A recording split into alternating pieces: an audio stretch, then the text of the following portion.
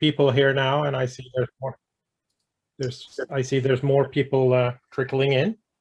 So welcome everyone to this workshop on enabling technology and algorithms for quantum computing. It will be a 2-day workshop, and we have 2 keynote speakers and 21 invited speakers. And I'm really looking forward to all of the talks. My name is Per Delsing, so I will chair the first session here. This will be recorded, so you all know that. So it's important to keep time. Each speaker has 15 plus 5 minutes, so please leave 5 minutes for questions, except for the keynote speakers who have 40 minutes in total. Those of you who are speakers in the session, today's session, will be made co-hosts so that you can share your slides. And we will start today with a presentation of the Wallenberg Center for Quantum Technology. And this first presentation will be given by the coordinator of the center, Anton Frisk Kockum. Please go ahead. And again, welcome everyone to this workshop.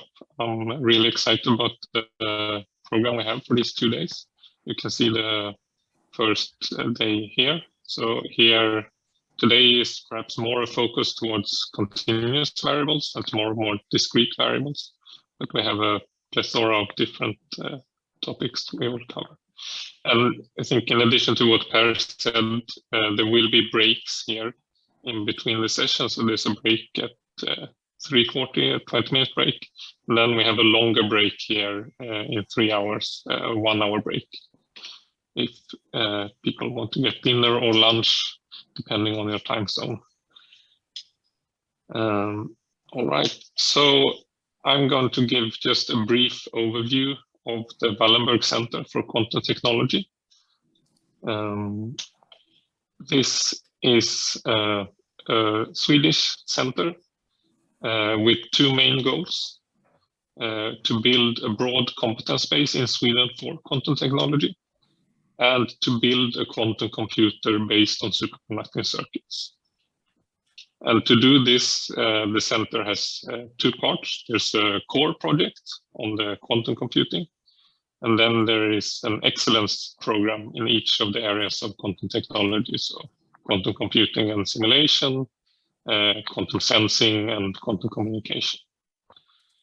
And the center is directed by Per Delsing from Chalmers, but we also have hubs at different Swedish universities like the Royal Institute of Technology in Stockholm, and Lund, and Stockholm University, and Linköping University. This center started a little more than 3 years ago, in 2018, and it's a 12-year effort. Originally 10 years, but it's been extended. And we also have had funding increased, so that we now have more than 1 billion kronors from the Knut and Alice Wallenberg Foundation. If you want to convert to your local currency, you can divide by 10 to get this in euro or dollar approximately, or multiply by 10 if you want it in yen. A feature of this center is that we have a great collaboration with industry. So small and medium sized enterprises for enabling technology that help us with technology that we need in the projects of the center. And then we collaborate with several large Swedish companies for applications. And I show this here. So we have our industrial partners, Ericsson, AstraZeneca, who were just mentioned here in the discussion earlier, Saab, Volvo, and Jeppesen, a Boeing company, and Hitachi ABB. And then we have 3 smaller companies who help us with different projects in this center for quantum technology. If you look at the organization of the center, we have management. This is Per Elsing and me as the scientific coordinator, Linda administrative coordinator. We have a great scientific advisory board chaired by Steve Girvin, who will give the keynote talk after this presentation. And then we have this industrial collaboration, research in these different areas of quantum technology. And we also have a graduate school. So we are now about 35 PhD students in the center, out of which 10 are industrial PhD students in this industry collaboration. And we also have a guest researcher program to finance shorter and longer vet visits. So yeah, please contact us if you are interested in visiting. This workshop now, today and tomorrow, is focused on the topics of the core project. How do we build a quantum computer? So I want to say just a few words about the efforts to do this here at Chalmers. What we have is a full stack approach to quantum computing, following two tracks. So we are exploring both discrete and continuous variables. In both cases, these are implemented with superconducting circuits. So it's multi-qubit circuits and also circuits with resonators or cavities. And this full stack means that we have built a stack where you can use Qiskit, for example, to define the quantum circuit you want to run.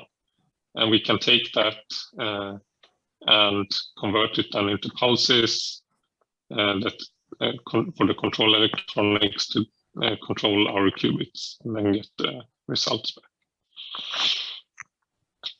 And we have worked hard to demonstrate the basic building blocks, long-lived qubits, high-fidelity 2-qubit gates, and also good progress on 3D integration and many other components that must come together to make this computer. So we are now scaling up, and the aim is to have 20 qubits at the end of this year. And the stated goal of the whole center is that there should be 100 qubits after 10 years of the center. And to build and work on this quantum computer, we have a large team here at Chalmers, where I think we have a great collaboration between experiment and theory to tackle sort of all the challenges at different levels of the stack. So there, as I said, there are many components that have to come together to build a good quantum computer. You need good coherence of the qubits, you need to be able to control them, you need to have a way to scale, and you need all this software infrastructure. And you need theory to model this, you need theory to tell you what are the important problems, applications to use the computer for. So this is a photo which was taken of the team here at Chalmers just a few weeks before the pandemic made all such gatherings impossible. So we are now around 50 people working on these things, and this is a mix of physicists and chemists and computer scientists and people from industry also. And we are now expanding this team by quite a lot. So the whole center will be hiring 40 more people this year and the next. And we have at the moment more than 15 positions open, positions that relate to all sort of tasks in this building of the quantum computer, both experiment and theory. It's mostly postdoc positions, but there are also some permanent researchers, PhD students. And there will be 2 also assistant professor positions open later this year in the center. in total in the center, we will be, during the duration of the center, recruiting 15 assistant professors. And if you want to check out all these open positions, you go to the homepage of the center and work with us, and you will find them all listed there. The deadline for these, most of these open positions now is at the end of April. Okay, so just to show how we work in this team and how the collaboration works between experiment and theory and industry, I wanted to show one example, and that is the work we've been doing on optimization of scheduling of airline crews and flights. So this started off in collaboration with our industrial partner, Jeppesen, who work on exactly such logistics problems. And they wanted to find out whether a quantum computer can help with that. So then there has first been theory work with Göran Johansson and Julia Ferini, working together with industrial PhD students and PhD students here at Chalmers and researchers at the company to formulate this task in a way that a quantum computer can solve it using what's called the quantum approximate optimization algorithm. And then when that had been done, we ran a proof of principle experiment of sort of the simplest case of this problem and algorithm on the Chalmers quantum computer, where then experimentalists, of course, worked on the setup, but also theory helped out with modeling to improve the gates and so on. And this resulted in 2 publications last year, where we had this experiment and also a accompanying theory paper which showed not only this circuit, but also how this approach can work in simulation with up to 25 qubits and quite a large number of flights. I think this is a nice example of the work in the center, really highlighting the collaboration and integration that we have between experiment and theory and industry. So with that, I conclude.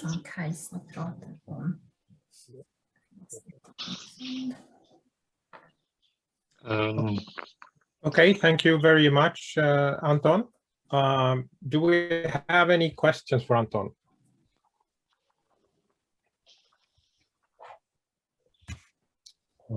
Det är inte speciellt praktiskt.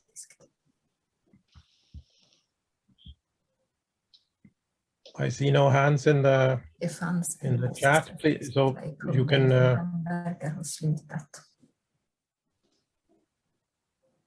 you can raise your hand in the chat if you want to ask some questions.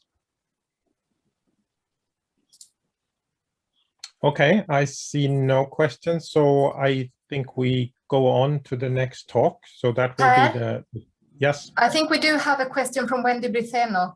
Good afternoon. Which applications could you share in power networks, for example, with ABB? Thank you. Yes, tack Linda. So in ABB, I believe, so we have their project with industrial PhD student. There, I think they are mainly interested in, and correct me if I'm wrong here, Per, in quantum communication.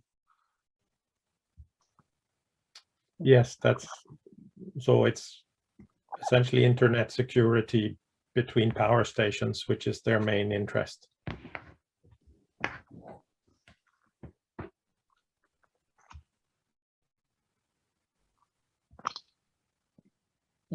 But so this is really a point of the industry collaboration, is that we don't know all the use cases that there could be, but we really work with industry to receive use cases from them and to in discussions with them figure out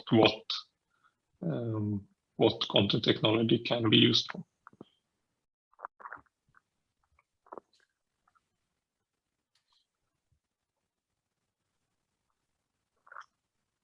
Okay, any more questions?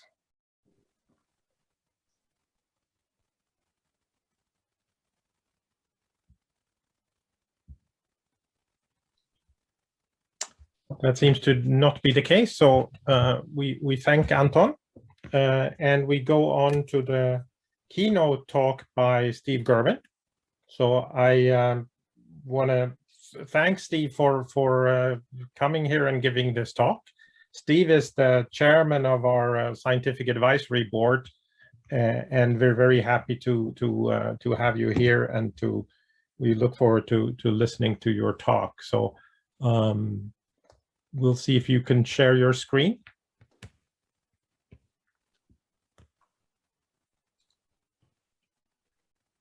Picture of two ways of doing circuit QED. One is I'll call DV dominant, the discrete variable dominant, in which the quantum information is stored in the traditional way in, let's say, transmon qubits approximated as two-level systems.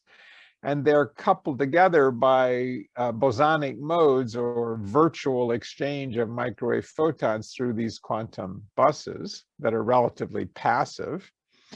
But there's another way of turning this around, the continuous variable dominant, in which the main carriers of the quantum information are harmonic oscillators.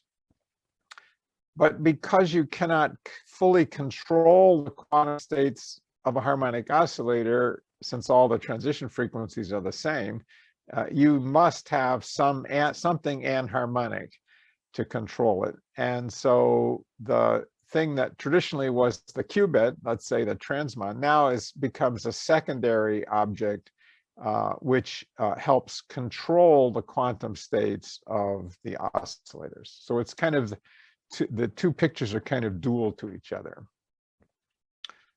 And there's some benefits for using this bosonic encoding. You can make superpositions of different photon number states to make quantum error correction code words. And you can outcouple those from an oscillator and turn them from standing qubits to flying qubits or flying photons for quantum error corrected communication. You can, if there's some errors in the transduction up to this flying mode and then errors in capturing it in the other mode, if you send the information as an error correctable code word, you may be able to correct some of the errors that occurred during transmission and transduction and reception.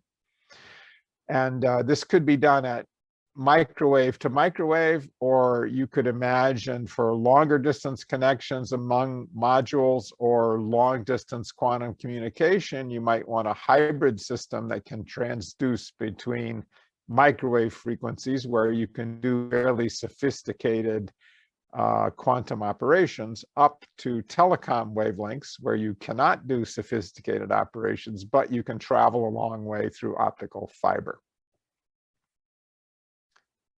So having the information already present in the form of bosonic modes and simply opening the door and letting them fly out can be a substantial advantage. So I'm not going to go into detail on quantum error correction, but I just want to point out why discrete variable quantum error correction is very, very hard. So you encode information redundantly in multiple qubits, just like you do classically, but the information is hidden in non-classical correlations within this highly entangled state. And then you have some sort of Maxwell demon whose job is to make very clever measurements which tell you where which of these qubits had an error and what the error was. So let's say there are 3 Pauli errors, and in a short code, there are 9 physical qubits. So there are 27 errors that you have to identify using complicated high weight correlation measurements on these qubits that are cleverly designed to tell you what error occurred and where, but not the logical state in which the error occurred. And the fact that this requires so many measurements that have to be perfectly quantum non-demolition and have to be very fast to identify all these 27 error states means that this has not really been accomplished yet with discrete variables. So you put the information in 9 qubits, let's say, you now have errors 9 times faster, and your Maxwell daemon has to be so fast and so accurate that it can overcome that loss of a factor of 9, an increase in the factor of 9 of the error rate, just to get back where you started. And then you need to do better than that. That's the break-even point. So this is very, very difficult. The idea behind continuous variable or bosonic quantum error correction codes is not to use material objects as qubits at all, but to use microwave photon states stored in high Q superconducting resonators or mechanical modes of ion traps. And you still have the same large Hilbert space dimension that you have with all these physical qubits, but you have only a single mode in which the errors occur. And you actually have a typically very simple error model, which for superconducting qubits, for microwave resonators, tends to be just amplitude damping. You just gradually lose photons. So it turns out that you really, for certain codes, you can just measure the parity of the photon number. One single stabilizer measurement will tell you whether an error has occurred. And so, and you don't need to know where, because there's only one mode in which it does occur. So this simplification has allowed bosonic codes to reach break even, and several other code designs have come close. You'll hear about this talk in this conference, and you'll hear about these 2 topics shortly. Okay, so I'm going to switch now and talk about experimental quantum control and measurement of hybrid qubit oscillator systems. And you can use this control for readout, for quantum error correction, and I'm going to focus on quantum simulation. So you typically have, let's say, a transmon qubit inside a 3D cavity, 2 or 3D resonator, and the frequency of the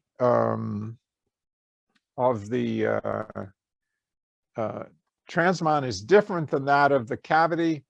And so it turns out that, so if the cavity has frequency omega c and the qubit has frequency omega q, and they're different from each other, then the net effect of the dipole coupling between the 2 is this dispersive shift shown here. And then you also need a control system. One, a drive on the cavity with a cosine omega t and sine omega t quadrature control, and the same thing driving the qubit at its transition frequency. And as a result of this dispersive coupling, you have provable universal control. You can make displacements of the cavity conditioned on the qubit state, and rotations of the qubit conditioned on the number of photons in the cavity. So here's an example of that, in which you have a resonator, a transmon controller, a drive on the resonator, and a drive on the transmon.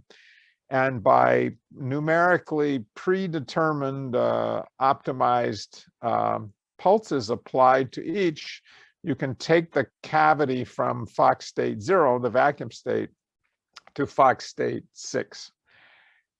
You can also do very efficient state tomography on the oscillator by measuring the Wigner function, which is a kind of quasi-probability distribution in position and momentum, that is in phase space. And I won't say how that's done, but the key resource is an ability to measure photon number parity, which I will talk about later. All right, so that was control. And now what about measurement? Measurement is also extremely important, especially for measurement-based quantum error correction. So let's ask the following question, which gives me 1 bit of information. Is the photon number equal to 1? Yes or no? That's a yes or no question. Or is it equal to 13? Yes or no? Again, I gain 1 bit of information. Now, finding out what the photon number distribution is, this is not very efficient. If there's, say, 256 possible photon numbers, the answer to the question, is it 13, is usually no.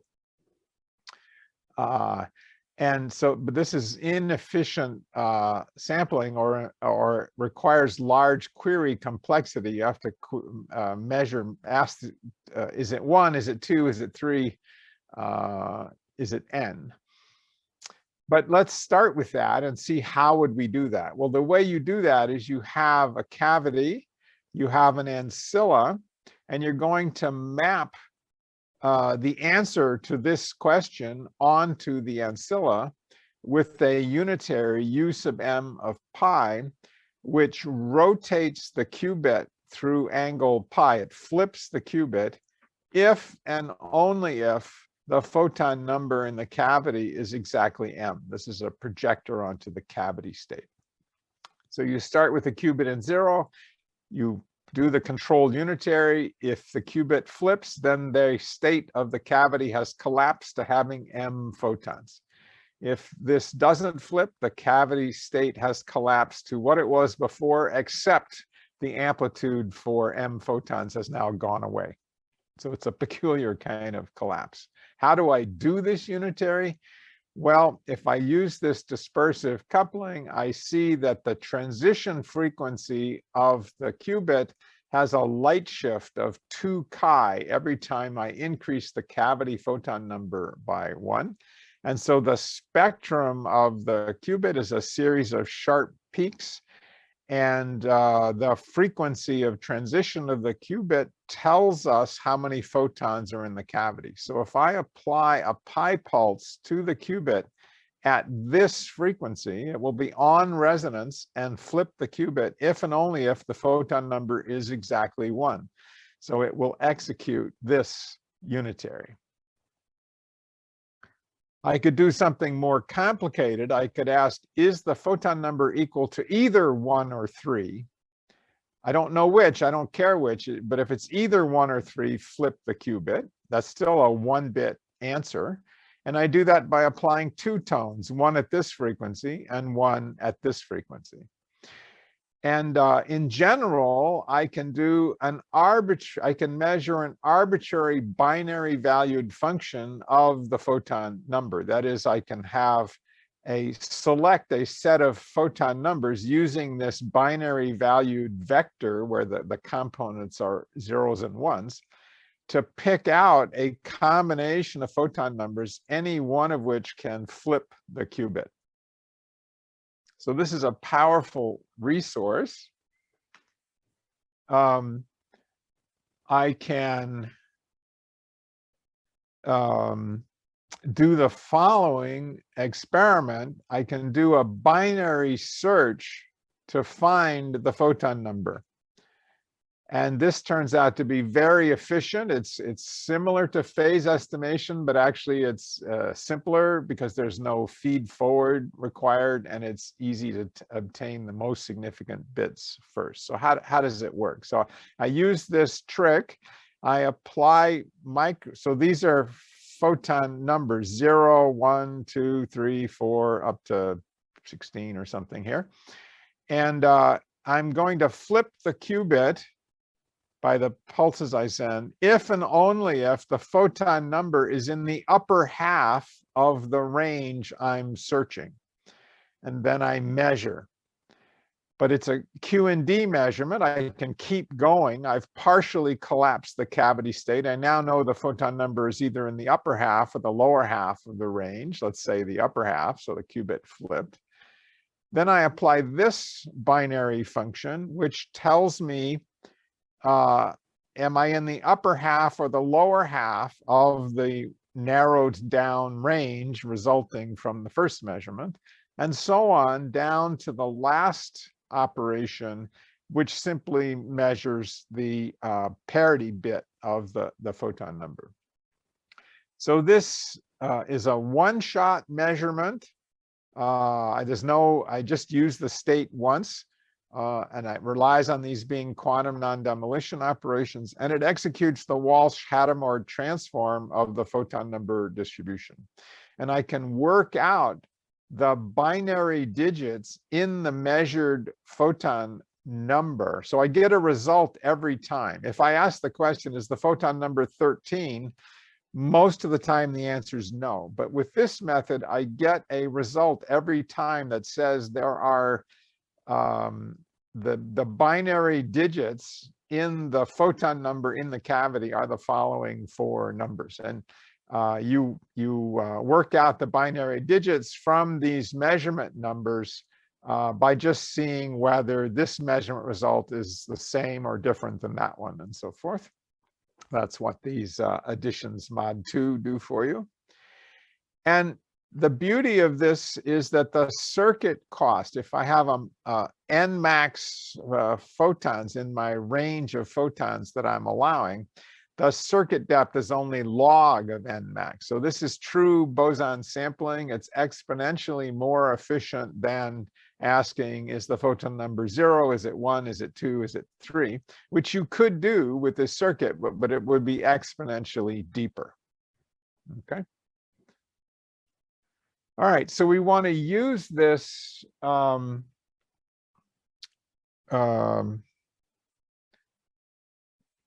ability to control and measure bosons to do a hardware efficient simulation of a physical model containing bosons. And we're chosen to do a simulation of the optical spectrum of a vibrating molecule, triatomic molecule, to calculate what are called the Frank-Condon factors, which I'll explain. And it turns out there's a nice idea from here that you can turn this into a boson sampling problem, where it's a sort of equivalent to putting in Fock states of bosons into certain channels and then mixing them up with beam splitters and then measuring where they come out. And it's a little more complicated than that. It's the Gaussian boson sampler, where you have squeezers in here, but it's the same complexity class. Okay, so we're going to be efficient by using bosons to simulate bosons. So the bosons we're talking about are the mechanical vibrations of a triatomic molecule, and we're going to look at two modes: the symmetric stretch, let's say of this case water, where the hydrogen bonds are stretching symmetrically, or bending antisymmetrically out of phase with each other. And those two mechanical motions are oscillators. They're actually anharmonic oscillators, although we will later approximate them as harmonic oscillators in the first experiment. And we're going to represent those two modes by the electromagnetic oscillations of two different microwave resonators, one for stretch, one for bending. And then we will control these modes and measure them using ancilla transmons, which couple them, the two together, or just couple to one of them. So the way that we're going to look at, let's say, photo emission spectroscopy. A laser photon comes in and breaks one of the bonds, let's say the one on the left here, and ejects an electron. This will shake up the molecule, leaving behind vibrational quanta in both modes. And the more energy that's left behind, the less energy there is in the electron. And so you can measure how much energy is left behind in different vibrational states. And because the electron breaks either this bond or that bond, it destroys the reflection symmetry that the molecule enjoyed that made the symmetric stretch and the antisymmetric bending be independent normal modes. Those normal modes will now be mixed in the final state Hamiltonian where you've weakened one of the bonds. So there's two vibrational coordinates, Q1 and Q2, representing bend and stretch.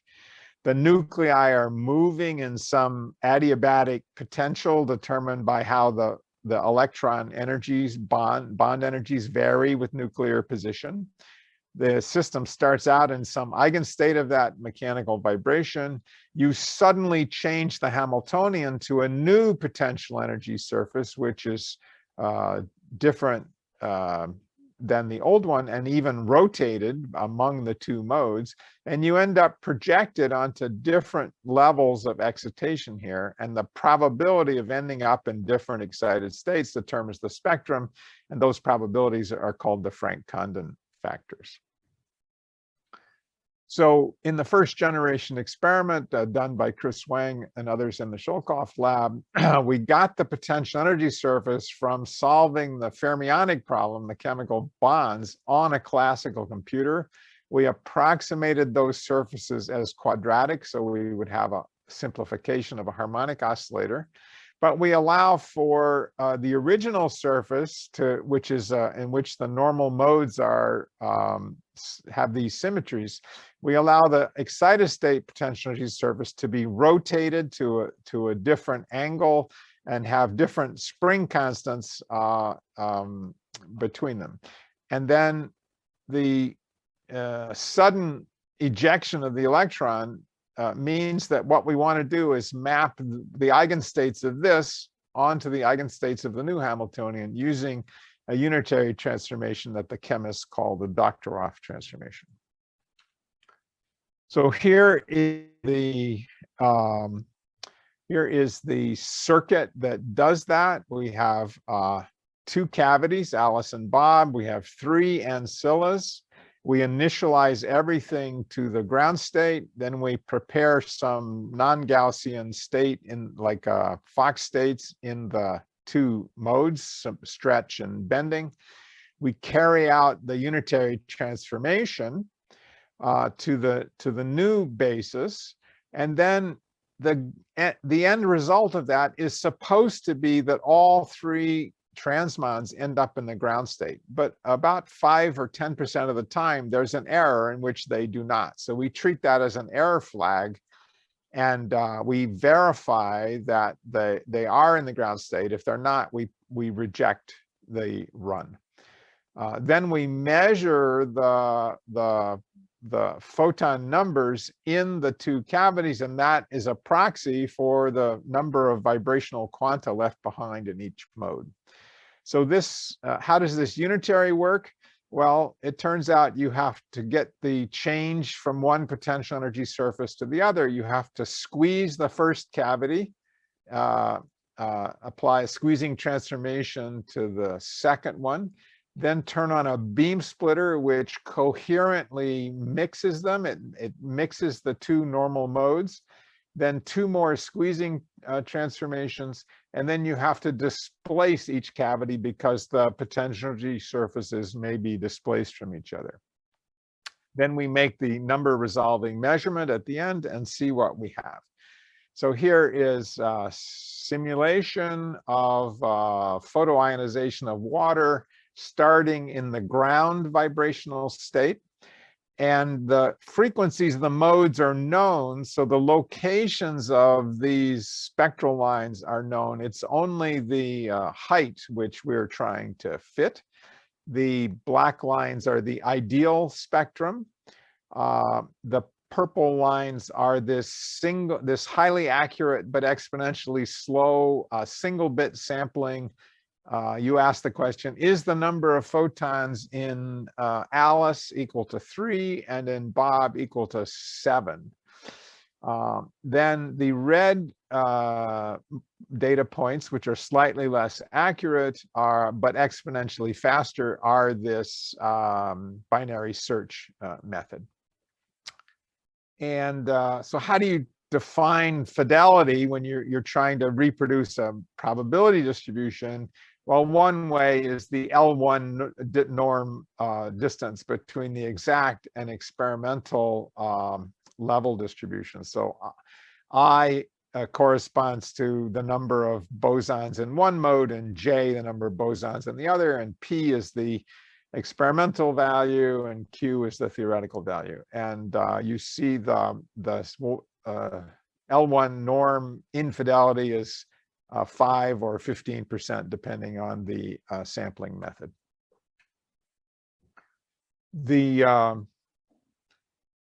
I want to emphasize that typical photodetectors, if you do this with an optical computer, for example, are not number resolving, and they're destructive. You absorb the photons. Here we're taking single shot measurements with QND measurements that tell us very efficiently 8 bits of information, the 4 bits representing the photon number in one cavity and the 4 bits in the other cavity. So the circuit complexity is only log of 256 rather than 256. So a gain of a factor of 32. And here's some other, this is ozone, for example. I want to emphasize that using bosons to simulate bosons is highly advantageous. If we had tried to do this on a qubit-based computer, it would have taken 8 qubits just to represent the photon number, the 8 bits of photon number, plus many more ancilla to help you carry out the more than 1,000 very high weight gates that would have been required on an ordinary quantum computer. So this is well beyond the capability of, shall I say, traditional quantum computers based on qubits, but relatively straightforward, simple experiment with continuous variable systems with 2 resonators and 3 ancillas. Looking to the future, you might imagine building large arrays of microwave cavities that could simulate interacting many-body boson problems, such as the fractional quantum Hall effect. And we have the technology almost ready. We have these beam splitters in place. It was used in this experiment I just showed you. You would need to phase lock them together to control the phases of the beam splitter so that when photons hop from cavity to cavity around a closed loop, they would pick up an Aronoff-Bohm-like phase as if they were charged particles in a magnetic field, for example. So what we don't have, so all of the parts have been demonstrated on small scales, but we don't yet have a large array and demonstrating all of the tools we need at the same time. But it's not so far from being realistically possible. So I'll thank the Shulkoff lab, and particularly Chris Wang and Jacob Curtis, who did the experiment I talked to you about. We collaborated with actual chemists who taught us about the actual molecules. That was very helpful. Ike Chuang helped us understand the complexity to do the calculation on traditional qubit computers.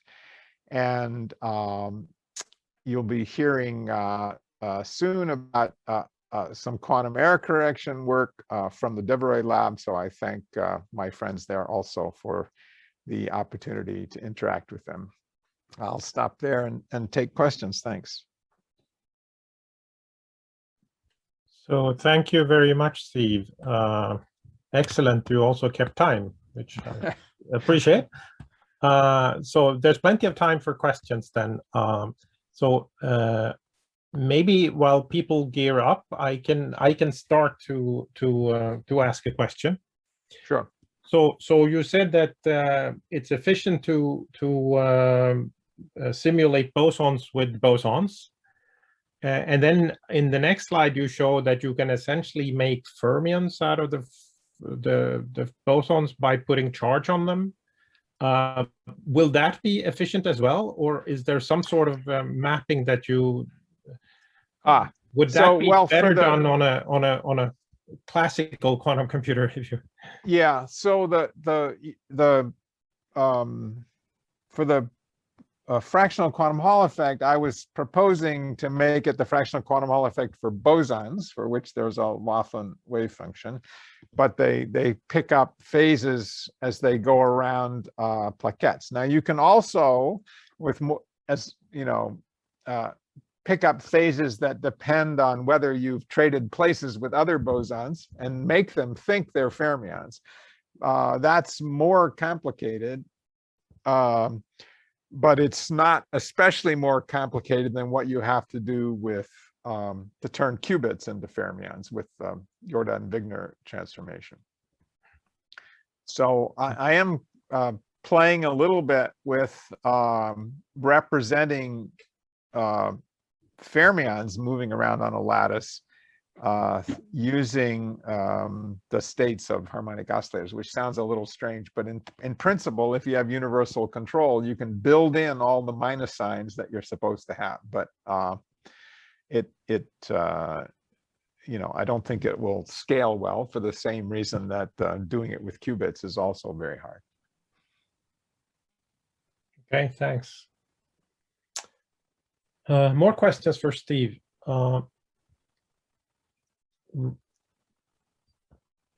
Either race. So there's one. So David Haviland. Thank you, Steve, for that very interesting talk. So the canonical system you work with in this continuous variable approach is a microwave cavity coupled to a transmon qubit. So you can treat it as a two-level system. The controller as a two-level system, yeah. Right. So there's this other approach where you talk about entanglement and frequency combs, where you just need a general nonlinearity and try to do entanglement by frequency mixing. Can you say anything to help me understand the connection between the two? So if you have a harmonic oscillator or a set of harmonic oscillators with different frequencies, let's say, and you have a classical controller, like a, you know, Agilent signal generator. I guess it's not called Agilent anymore. Sorry, Keysight, I think. The only thing you can make is a coherent state. You can displace the oscillator, but you can't make a Fox state, or you can't entangle two oscillators. None of that is possible. You need some kind of nonlinearity. So we're using the nonlinearity in a certain way to just as a, you know, to do unitaries on the cavity to make Fox states and entangled states between two cavities. If you have in sort of an optics picture, as you were saying, where you have maybe even in free space, but you have some nonlinear thing that can make intermodulation products, to coin a phrase, then you can, that nonlinearity can be harnessed in much the same way to produce entanglement of modes. They happen to be not necessarily in different physical resonators, but just different frequency modes in free space. But it's different, you know, but it's basically the same idea that you need nonlinearity to do something other than Gaussian operations. So Gaussian operations, things that take Gaussian states to Gaussian states, are the continuous variable analog of Clifford gates. They're easy to simulate classically. You need something anharmonic to do something that's like a non-Clifford gate. Thank you. Yeah. So there's a question in the chat from Alejandro. Maybe you can turn on your microphone, Alejandro, and ask the question yourself. All right. Hello, Stephen. Can you hear me properly there? Yes. Hi. Yeah. Thanks. Hi. Thanks for the talk. Yeah. My question is: do you see the different quantum computing architectures are competing between each other, or maybe we'll have like each of them solving different problems? And if this is the case, then where do you see discrete variables quantum computing as having an advantage against or in comparison to continuous variable information processing? Sure. So I'm not sure we know yet the answer to that. I would say most likely, you know, or it's possible. A possible scenario is that a large-scale quantum computer will contain modules that are both flavors. It's, you know, one part that's mostly qubits coupled by passive resonators, one part that's mostly resonators that are actively controlled by ancilla qubits like transmons. And just on the assumption that we can find certain tasks that are easier for one picture and or easier for the other, you should probably have both in your computer. But then that suggests you need a good way to convert encodings. In other words, you did part of the calculation and stored the answer in some oscillators. Now you've got to get that answer into qubits to do the next step of the calculation. And I'm thinking about that question with a computer scientist, Nathan Weeb. But we're not too sure the best way to do that yet. So I don't imagine, I mean, we showed a sort of a small scale special purpose computer here that was boson centric. And it could do certain things that current qubit centric quantum computers can't do yet. But I think the ultimate machine will have both kinds inside if we can understand how to efficiently translate from qubit encoding to a cavity encoding and back. All right, thanks. Okay, I see no more questions at the moment, so I suggest that we, at least I clap for everyone. Thank you very much, Steve. And we move over to the next speaker, who will be Brennan de Neeve from ETH Zurich.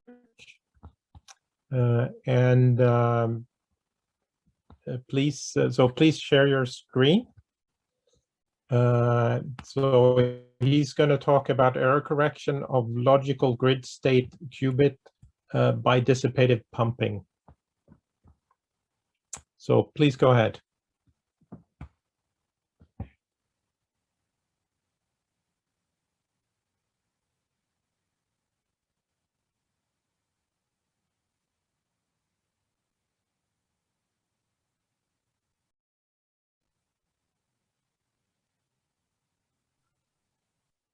Should first unmute myself. So yes, please. Okay, so can everyone see my slides and hear me? We can see your slides and we hear you well. Okay, great. So yeah, happy to be here at this workshop, and today I'd like to share with you some results from work my colleagues Thang Long and Tanya did last year, where we do some error correction on a grid state qubit in trapped ions in the group of Jonathan Ho. So just to start out, a quick overview of grid states. So these are oscillator states, which are the eigenstates of two stabilizers, which are two displacements in position and momentum, and where the logical Pauli operators are similarly defined displacements, but for the logical x and z Paulis, they're just half the displacements of the stabilizers. And the ideal states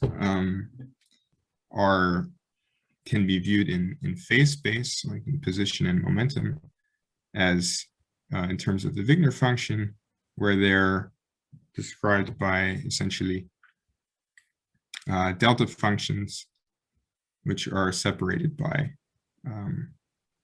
the spacing of the stabilizers, and these are spread out over all of phase space, and therefore they also have an infinite energy.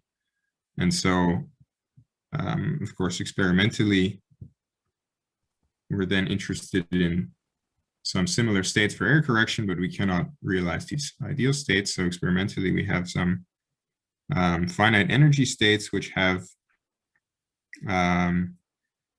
can be described by a Gaussian envelope, where all the peaks, instead of being delta functions, are also Gaussians.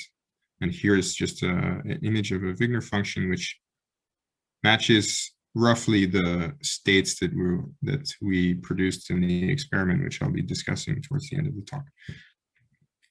So now, the thing I'm focusing on the main thing we did in this experiment is to do some form of error correction. And for that, the basic concept is that we want to somehow measure the stabilizers. And as Steve already pointed out in his talk, that we often use the qubit in these bosonic experiments. We use the qubit that we usually have for quantum computing. We use it rather as a control tool. And so in this case, that's exactly what we're going to do. We use a particular coupling, which is really the main interaction that we use throughout this error correction sequence that I'm going to discuss, which is which was also mentioned by Steve. In fact, it's can be thought of as a state-dependent displacement of the oscillator. It depends on the state of the qubit, or you can also think of it as a rotation of the qubit that depends on the oscillator state. And that's what I show, for example, in this plot here, where if I start in the qubit in the 0 state, and then we perform some state-dependent displacement, then you can also think that the rotation of the qubit that depends on the position of the oscillator leads to this evolution of the measurement probabilities of the qubit, which looks like a cosine function in phase space. And this is really a key interaction, because by applying this cosine, we can, in particular for a grid state, we can choose that the wavelength of this cosine matches the spacing of the grid state. And in that case, we get an interference, and by measuring then the qubit, we actually can, in some sense, gain a bit of information about the oscillator state, and in particular, we can project it into the grid state. So how this works is that, or one thing I should additionally say is that we can tune. So if you think of this qubit dependent rotation, the amount of rotation that you get depends on the strength of this interaction. So in particular, this value of alpha here. So by increasing alpha, you can think that you decrease the wavelength of this oscillation of the probability of the qubit. So here we choose alpha to be matching the grid state stabilizer. And then the effect is that we progressively project the state into the grid state, and we somehow, by each measurement, we gain one bit of information. So we cannot project instantaneously, but rather we progressively project into the ideal grid state. And this, like the back action of this measurement on the oscillator state, is depicted in this figure, where you see that the black is like the initial grid state, and then the likelihood of the different qubit measurements are shown by these dotted lines, which is exactly what the measurement probabilities I showed in the last slide. And you can actually think of this map as like a Bayesian update of this function, so that if you multiply the likelihood with the initial Wigner function, you get like the final state. And as you can see, the peaks get sharper as they converge towards these delta functions of the ideal grid state. And the work from Michel Devereux's group by Koottandavida et al., they called this, in their paper, they called this sharpening.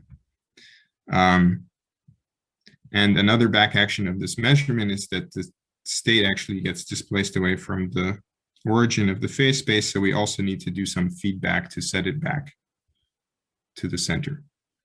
And this feedback is then based only on the previous measurement. And so in that sense, it's Markovian. So now, as I mentioned earlier, we don't want to produce these ideal grid states experimentally, but really we want some finite energy states. And to address this, again, the work from Koottandavida and others, they came up with this second sequence, which they call trimming.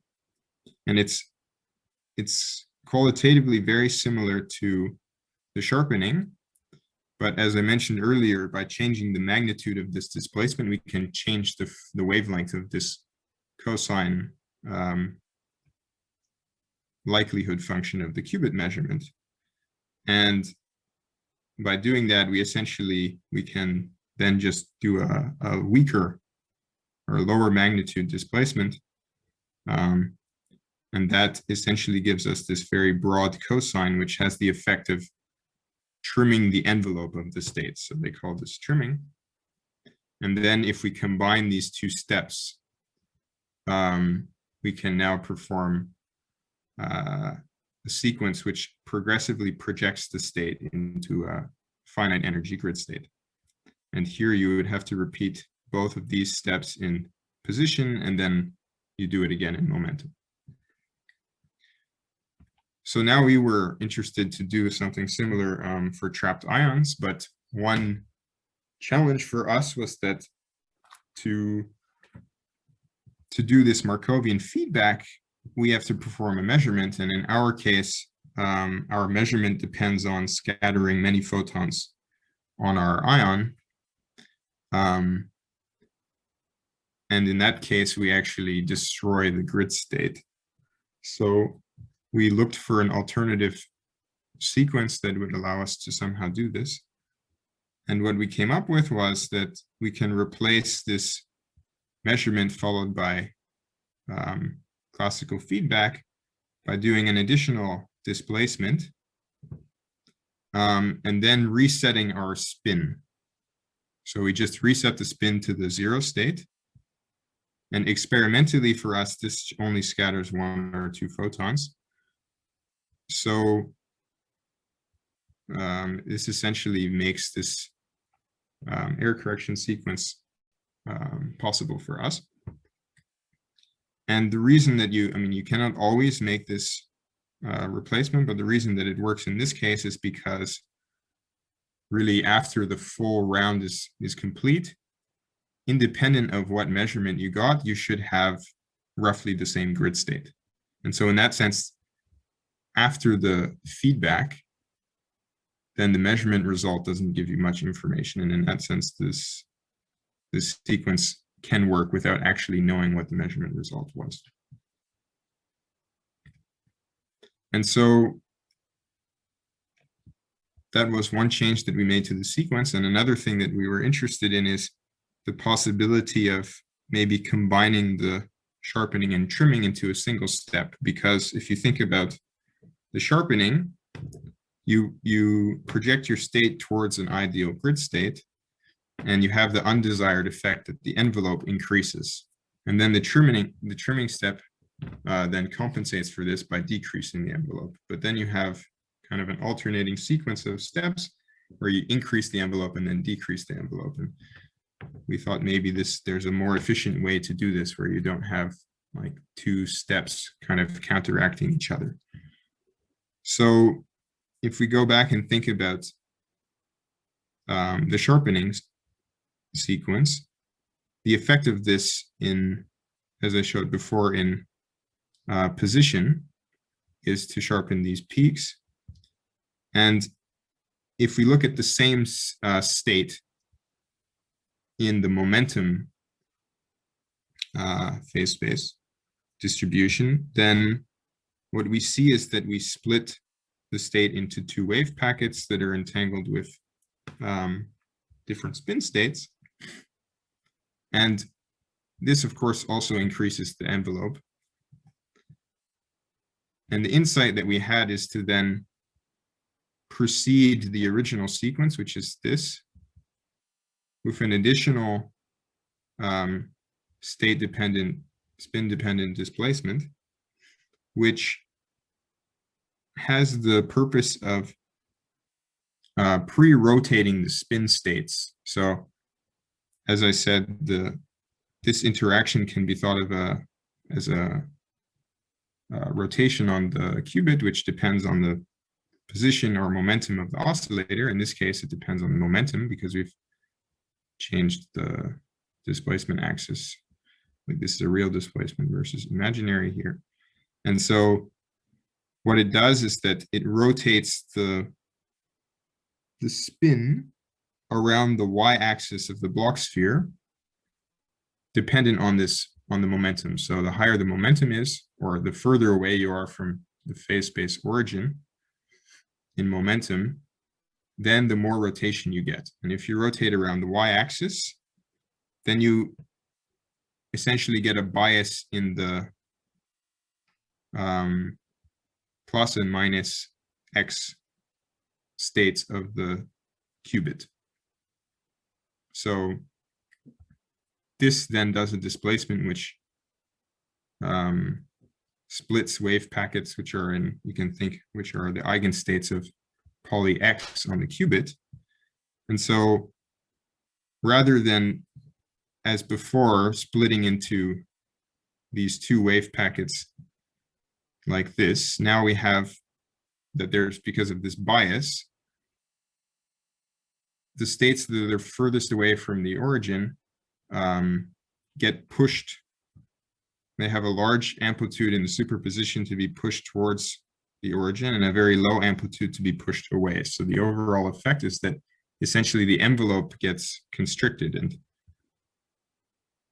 this, in a simple way, combines the trimming and sharpening into a single step. So now we had this dissipative sequence which combines the sharpening and the trimming. And so we applied this to a 40 calcium plus ion. And the result is that,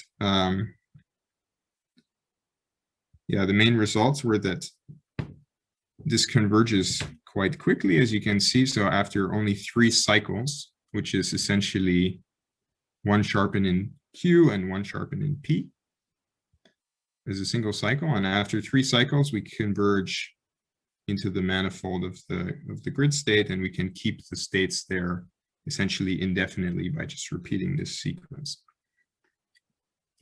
And we also prepared some logical eigenstates of the grid state, and what we found there is that we compared, so preparing these logical states and then letting them just decay without any stabilization, and then we compared that to performing the stabilization sequence, and we see that we get roughly a 3-fold increase in the lifetime of the logical states.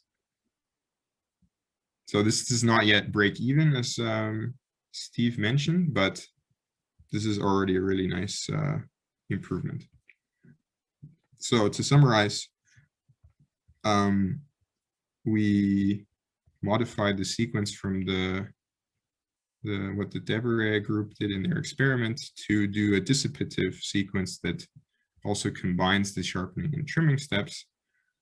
And by applying this to a calcium ion, we were able to project the state into the manifold of the grid state with only 3 cycles of this error correction sequence, and increase the lifetime of logical states by a factor of 3. And for future work, yes, we're interested in exploring. We did also some work on hexagonal code, but I thought I don't have time to mention it now. But we're interested in general in this and making some improvements to the setup to see if we can maybe break even. And yeah, well, in fact, there are many future possibilities for this work, but that would be like the near-term goal. So with that, I just quickly thank my colleagues, Tang Long and Tanya, and of course, Jonathan. And with that, I'm happy to take some questions. Thank you very much. Do we have some questions for Brennan?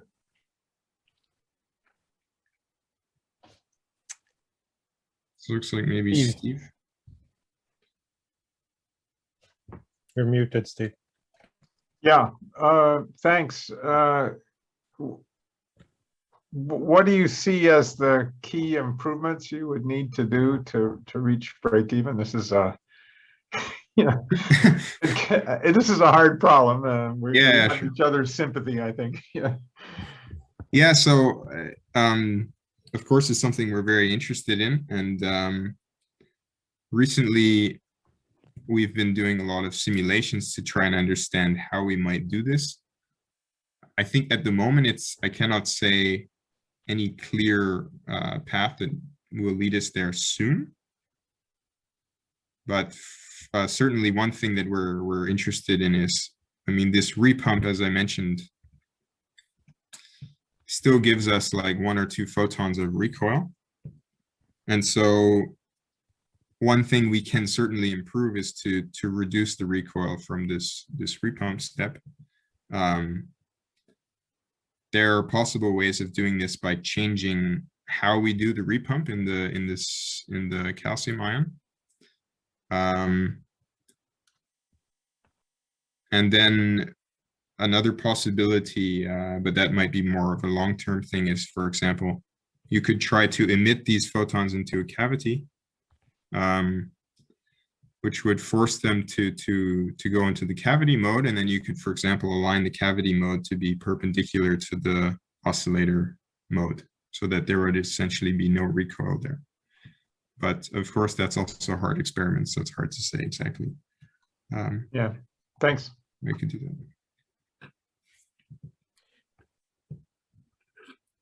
Okay, I think we should go on in the schedule. So thank you very much, Brennan. We'll go on to the next speaker, who is Baptiste Roger from Yale. And he will talk about autonomous stabilization of finite energy JKP states. Please go ahead. Hi, yeah, so you can hear me? Yep, we hear you.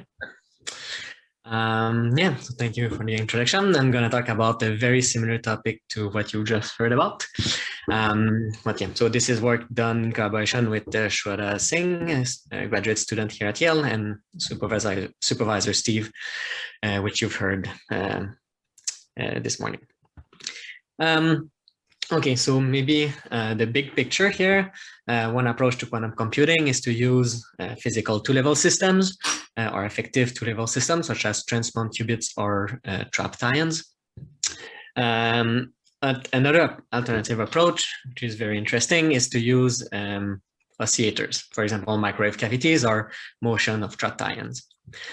And the goal, at least in my mind, is you could have an architecture where you have an ensemble of bosonic modes where each encode a qubit, and you can really reduce the error rate in these qubits, in these logical qubits, that you can then send to some qubit code, your favorite qubit code, to be very efficient at correcting errors.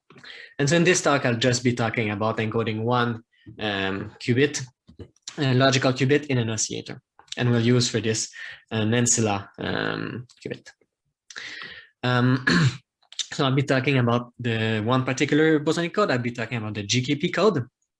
So here's the way I like to represent myself, the GKP code, is I start with phase space, variant of position and momentum, in units of h bar equal 1. And the Heisenberg uncertainty principle tells us that each state should have an area of 2 pi in phase space.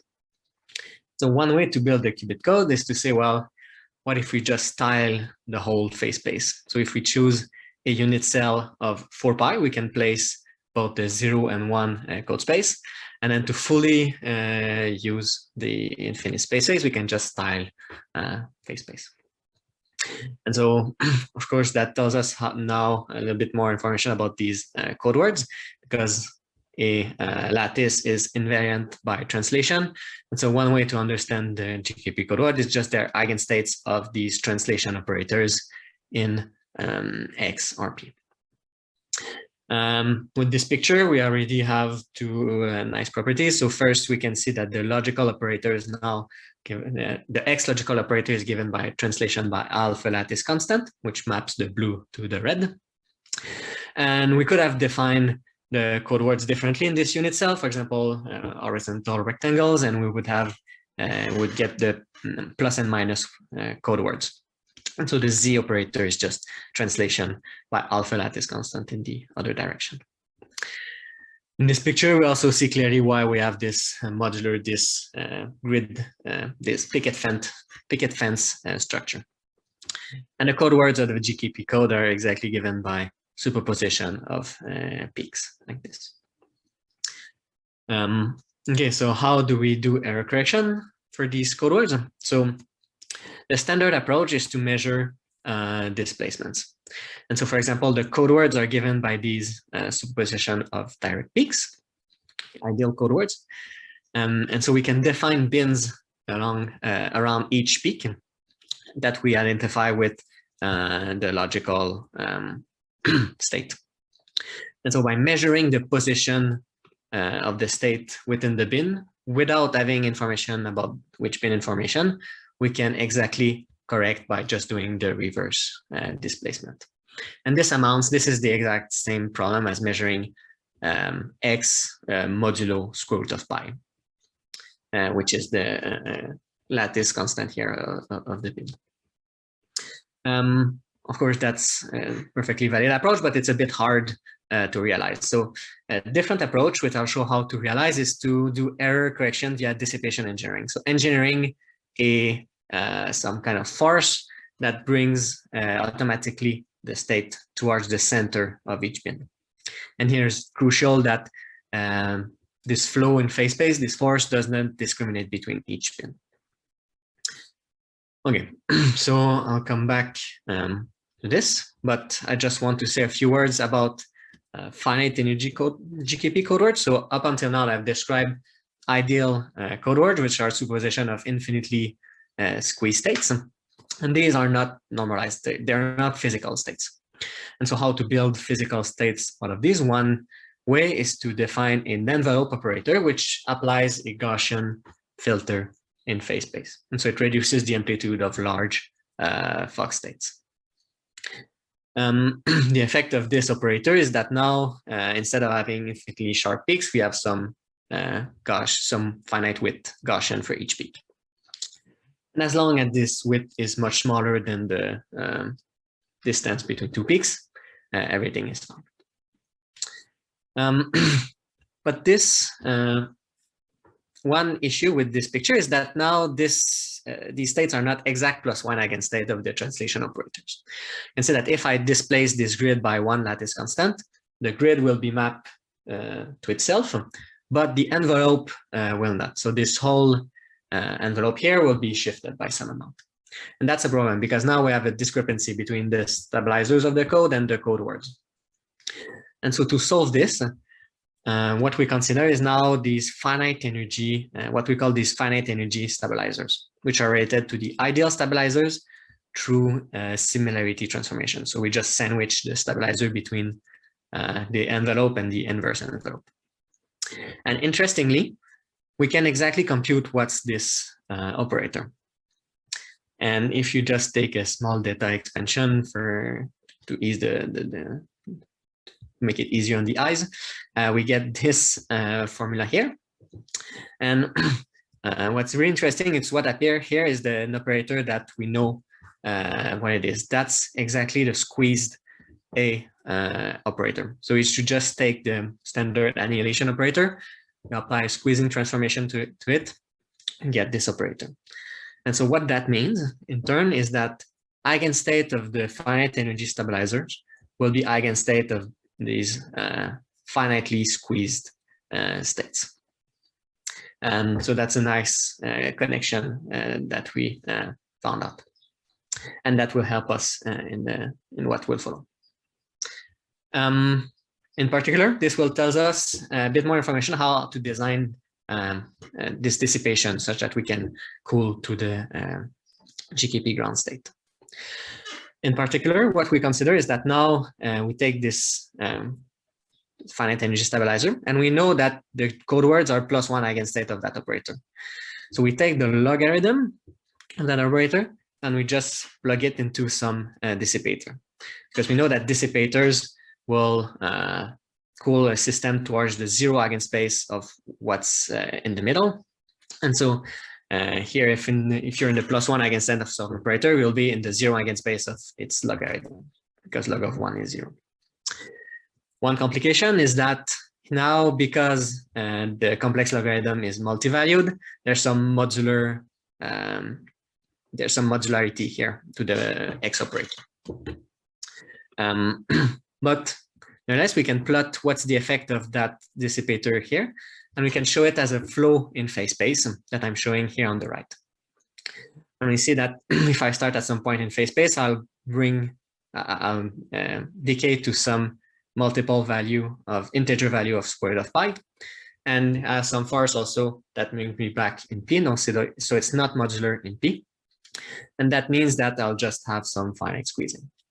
And if you imagine states in phase space as kind of an incompressible fluid, you can imagine that the steady state of that operator will be finitely squeezed states. And we can control how squeezed by changing this delta here. So this corrects error in one direction. If we combine these two operators, we can fully stabilize the co-space. And so, for example, I just plugged in that equation in QTIP on my computer. You start from vacuum, and you can see what happens if we just let this master equation run. And slowly, we see the GKP code space appearing and then being stabilized. So that tells us that if we can engineer such a complicated dissipation, then we can fully stabilize the GKP code space. Okay, but at least I don't know exactly how to engineer that dissipation directly in a continuous fashion. What I'll show is how to do some approximation of this dissipation using qubits. In particular, I'll show like in 3 steps how to do this: how to stabilize vacuum with qubits, how to stabilize squeeze vacuum with qubits, and then how to stabilize what we want, which is this modular squeeze vacuum. And if we can engineer this dissipator, the second one comes for free, just changing some phases. Okay, so the intuition is the following, is that if you just have a cavity and you couple it to some outside vat at 0 temperature, and you're in the Markovian regime, you can describe this interaction by some input field that comes, some output field that comes out, and you have some beam splitter interaction between the static mode and the bat, where here at each instant you can exchange photon between the bat and the mode. So first, what we do is we discretize this interaction, and we consider, instead of a continuous field, a discretization in small slices of time. So for each slice of time, we define a mode, and we now consider a conveyor belt of modes that arrive from the left, interact for some small time with the oscillator, and then come out. And here, if this slice of time is small enough, this model is exactly similar to this one. So now we have a discrete model, but these are still modes. So now how do we map this to qubits? Well, it's easy. We just consider a small slice of time small enough dt. And if that's time is small enough, then the number of excitation exchange between the mode and the bat is on average much less than 1. And so in that limit, there's no difference between a qubit and a mode with infinite Hilbert space. And so we can just replace here modes with qubits and replace the annihilation operator with just a sigma minus operator for that. So that gives us a model to how to do dissipation with qubits. And in fact, we don't need a full conveyor belt. We need, in fact, a single one because we're not reusing the qubits once they've interacted with the static mode. And so we can just use a single qubit that's reset between each step. And if we implement this unitary, we get exactly the dissipation to vacuum. So this gives us a long story, but now we're in a nice position to generalize this to more complicated setup where we can stabilize more interesting state for error correction than vacuum. So to get squeeze vacuum, instead of having A here to stabilize the zero eigenspace of A, well, we want to stabilize the zero eigenspace of the squeezed A, which is given by the operator here. So we just plug in this operator in the Hamiltonian. And if we can implement this unitary, we get the nice dissipation. And now for modular squeeze vacuum, we just replace this X now with the modular X. So here we have a mix of this weird modular quadrature and the standard quadrature. And so in particular, what we've done is we've shown how to implement approximations of that unitary, where instead of coupling to the modular quadrature, we use the fact that the qubit is naturally modular, or if we go around in phase space on the block sphere, we wrap around, we have a naturally modular structure. And for example, we've seen, you've seen this protocol in the previous talk by Brennan. We came up with the same protocol. And just to finish, I want to show some results about what happens if we plug in now photon loss, and we see how these protocols fare against errors in the oscillators. And so, for example, here I'm showing the different protocols we came up with against the Fock encoding. So for encoding the information in the 0 and 1 Fock state of the oscillator, which does not allow for error correction. And we plot the channel in fidelity compared to identity as a function of the physical photon loss rate. And so we see that for all these protocols, we can get much below the fidelity for the Fock encoding, with the break-even point here around like 2 to 3 10 to the minus so for good prediction rate.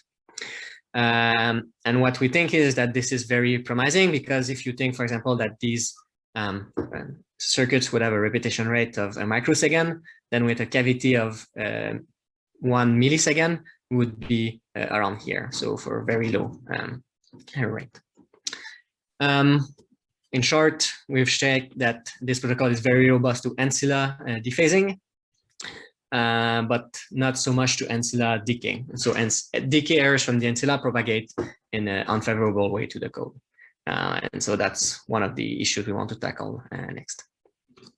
And with this, I'll finish now what I've shown, some way to understand the finite energy GKP. I have shown you some improved protocols for the stabilization of the code space. And one thing we want to tackle is this propagation of errors. And I can show here these nice pictures. If you take snapshots of the Wigner function for different realization of the protocol, depending on what qubit, on the qubit state. And we get these nice Wigner functions. So thank you for your attention. Thank you very much. Very nice. Let's see, do we have some questions?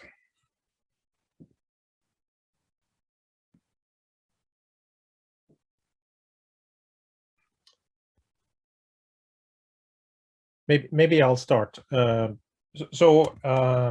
know, when you start with your GKP state, you know, you can make it larger or smaller, right? So how important, you talked a bit about the envelope being Gaussian and so on, but how you can also choose to have a bigger or smaller radius.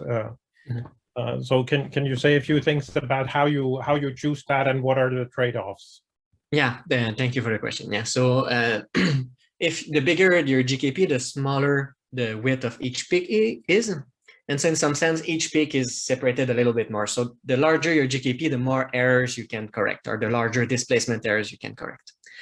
However, in this situation, the rate of correction also depends on the size of the GKP. And the larger the GKP size, the smaller the rate of correction errors. And so there's a trade-off here to play between how many errors you can correct, how large of errors you can correct, and how fast you can correct them. And in general, for a given error rate, there will be an optimal GKP size that will maximize the lifetime. Yes. And can you express that size in number of photons or something like that?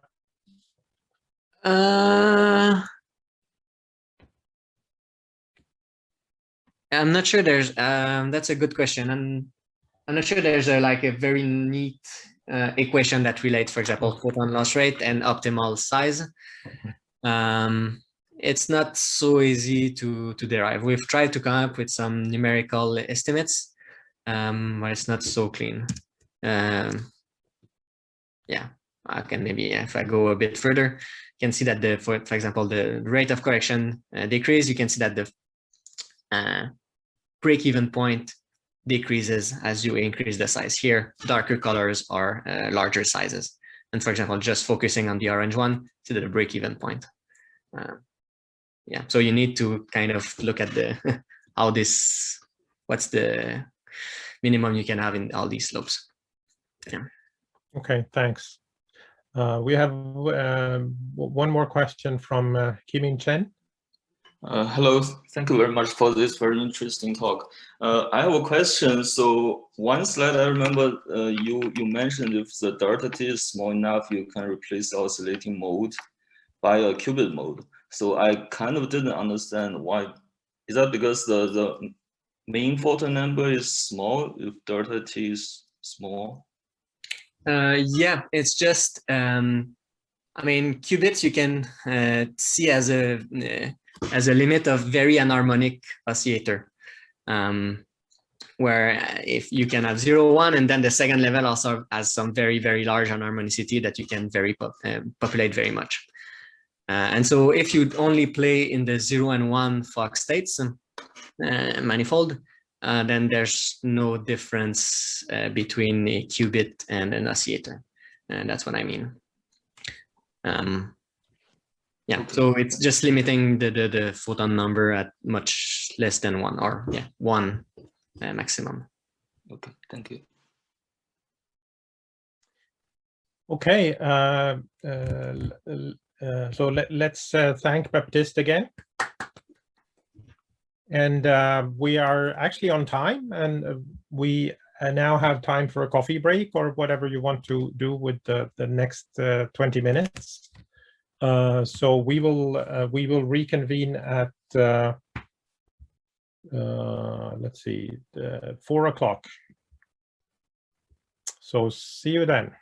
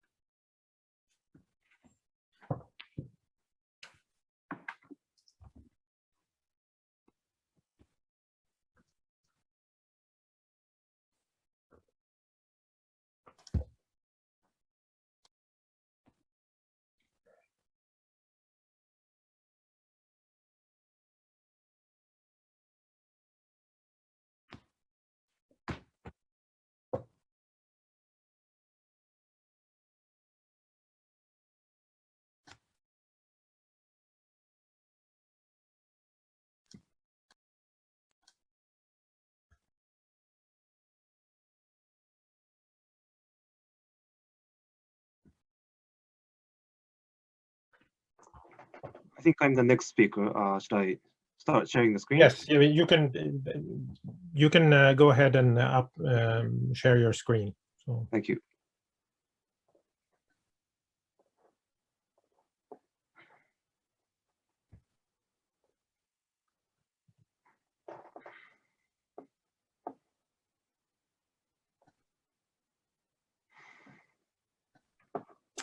Okay, it's 4 o'clock, so welcome back. So we'll continue with 3 more talks in the next session.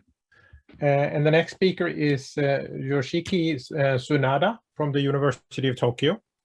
And he will tell us about generation and efficient tomography of microwave photonic cluster states. Please go ahead. Thank you.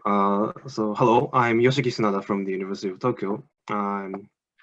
I'm going to talk about our recent results on the generation of an efficient tomography of microwave photonic cluster states. So this work was done in collaboration with all of these people from University of Tokyo, RIKEN, and NTT Corporation.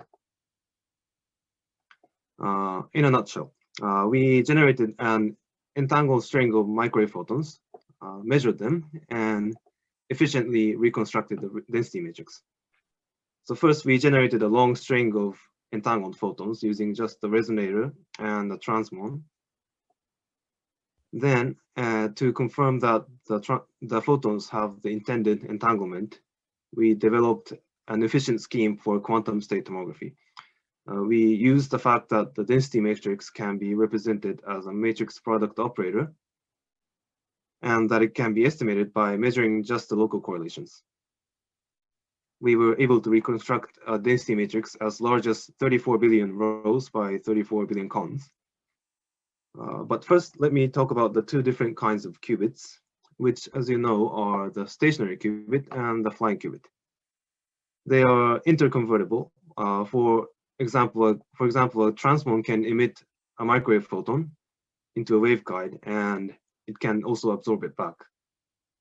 Stationary qubits are great for gate-based quantum computation, whereas flying qubits are more suited for measurement-based quantum computation. So the ultimate goal of this research is to realize measurement-based quantum computation using microwave photons. So we developed this device which can generate microwave photons in a 1D cluster state. So a 1D cluster state, a cluster state is a class of many-body entanglement and is a resource state for measurement-based quantum computation. The device consists of a fixed frequency transmon and a resonator. Here's the energy level diagram of the device. These are the ground, first excited, and second excited states of the transmon with no excitation in the resonator. And this one is for when the transmon is in the ground state, but there's an excitation in the resonator. So we can create some superposition in these transmon states and then drive this transition into the resonator so that the resonator spontaneously emits a photon only if the transmon was in the F state. So to generate the 1D cluster state, we first create the superposition of G and E, and then we excite E to F, then G to E, and emit the photon, creating a transmon photon entanglement. We can repeat these steps as many times as you want, and finally disentangle the transmon. So this protocol can be modeled by this quantum circuit. We can, in principle, generate an arbitrarily long 1D cluster state like this, but there's of course the limit of the coherence time, which I'll talk about. So as a rough estimate of how many photons we can coherently emit, we can define the figure of merit T1 over tau, tau being the pulse width of the photon. In previous studies using a similar device, T1 over tau was at most 20. This is limited in part by the Purcell effect, which is the energy relaxation of the transmon through the resonator. If you try to increase this ratio T1 over tau by decreasing the pulse width, tau, you have to increase the resonator decay rate, kappa. which in turn increases the Purcell decay gamma and lowers the T1. So to overcome this trade-off, we need to suppress the Purcell effect using a filter. We propose what we call an intrinsic Purcell filter, which can achieve a notch-like suppression of the Purcell decay using no additional circuit element. This filter is realized by carefully choosing the position of the coupling capacitor along the transmission line resonator. Here I show the hybridized resonator mode and the Qubit mode, and also the field distribution when an off-resonant drive is applied. You can see that the difference in the wavelengths of the modes allows us to selectively suppress the Purcell decay. This filter is especially suited for our photon generation scheme because we need to be able to apply a strong off-resonant drive. So we measured the shape of the filter, and you can clearly see the notch in the stop band. I'm also showing here the ticks for the T1 limit. For this device, we aimed for the T1 limit of 100 microsecond. So it's right here, which should be just enough for most transmons. Compared to a device without the filter, Purcell decay rate was suppressed by a factor of more than 300. And actual T1 was limited by the internal loss, but it was still 50 times longer than the T1 limit without the filter. So using another device with less aggressive parameters, we could generate a photon with pulse width tau of 140 nanoseconds, and with a slightly better T1 of 14 microseconds. This device could achieve the T1 over tau ratio of 100, which is a big improvement over the previous studies. So now we can generate a long string of entangled photons, but we have to measure the photons, the correlations of the photons, to find out if we've generated the right entanglement. For that, we use a phase-sensitive amplifier, namely a lumped element Josephson parametric amplifier, to squeeze the photons and measure the quadratures. We can reconstruct the many-body density matrix by measuring the correlations between the photons. So here's the result for a 1D cluster state of length 5.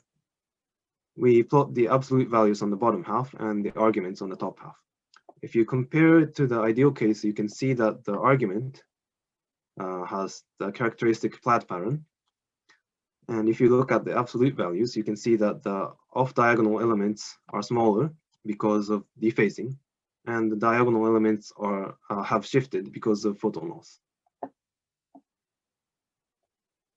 That was a tomography of a photon string of length 5, but it becomes exponentially difficult for a longer string. For one, the number of parameters we need to estimate increases exponentially. That's because the density matrix is exponentially large. Plus, the number of correlations we need to measure also increases exponentially. That's because each photon needs to be measured in 2 axes, and we need the correlations for all the combinations. First, let's focus on difficulty number 1. So do we really need to estimate an exponential number of parameters? So actually, in the case of sequentially emitted photons, the answer is no. It turns out that we can represent the density matrix as a matrix product operator, which is parameterized by a linear number of tensors. Let me show you why we can do that. Here we draw a diagram for a sequential generation of photons. E is a generic noisy operation, and CE is a noisy conditional emission of a photon. The key here is that the photons never interact after they are emitted. To arrive at the matrix product operator representation, let me remind you that all of these things are tensors. So this diagram is a tensor network. That means we can group these unknown tensors and contract them into these unknown tensors. And this is actually a tensor network representing a matrix product operator. So sequential generated sequentially generated string of photons is always a matrix product operator. The dimension of these contractions is called the bond dimension of the matrix product operator, because this top row used to represent the quantum state of the device. The bond dimension is equal to the square of the number of energy levels in the device. So we managed to reduce the number of parameters we need to estimate, and now it's now linear with respect to the length of the photon stream. Now we go on to difficulty number 2. Because we now have a linear number of parameters, we can expect to be able to estimate them using just a linear number of correlation measurements. The question is, which correlations do we need to measure? This question has been answered by these guys. They proved that generic matrix product operators are fully determined by their local reductions. By local reduction, they mean that we can just measure some consecutive photons and ignore the other photons. How local depends on the bond dimension, and in our case, it's 5 consecutive photons. If we list all the local correlations, it looks like this. And what's great about these is that we only have a linear number of these. So we can measure all of them like this and estimate the matrix product operator by fitting it to this data.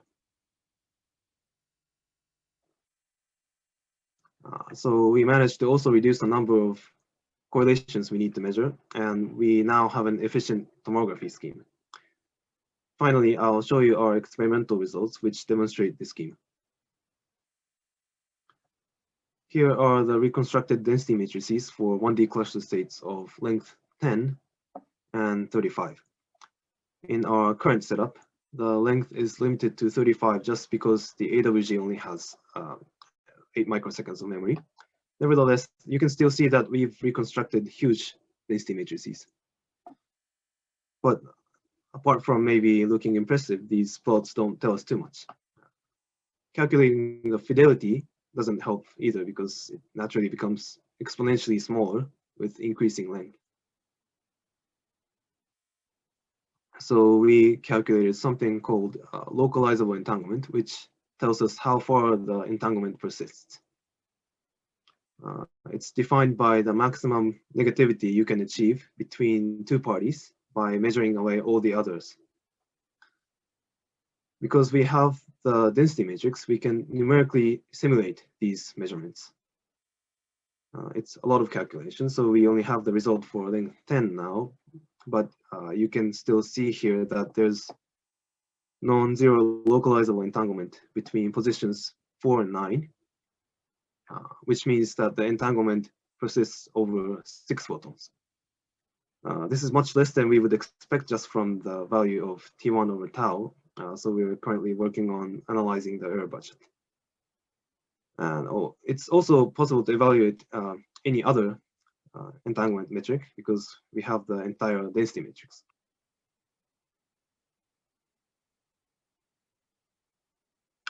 Finally, here's a quick comparison of our scheme against the existing ways to estimate the state of sequentially generated photons.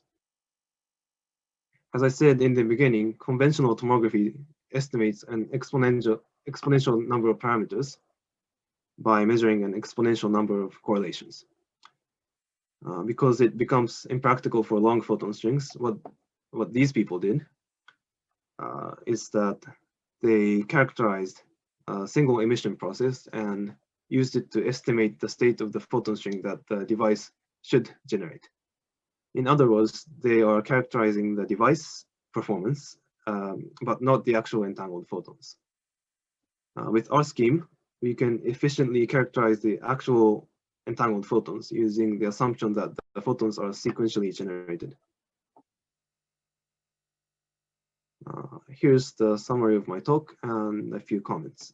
We're hoping that our tomography scheme will be useful also for optical photons using homodyne detection.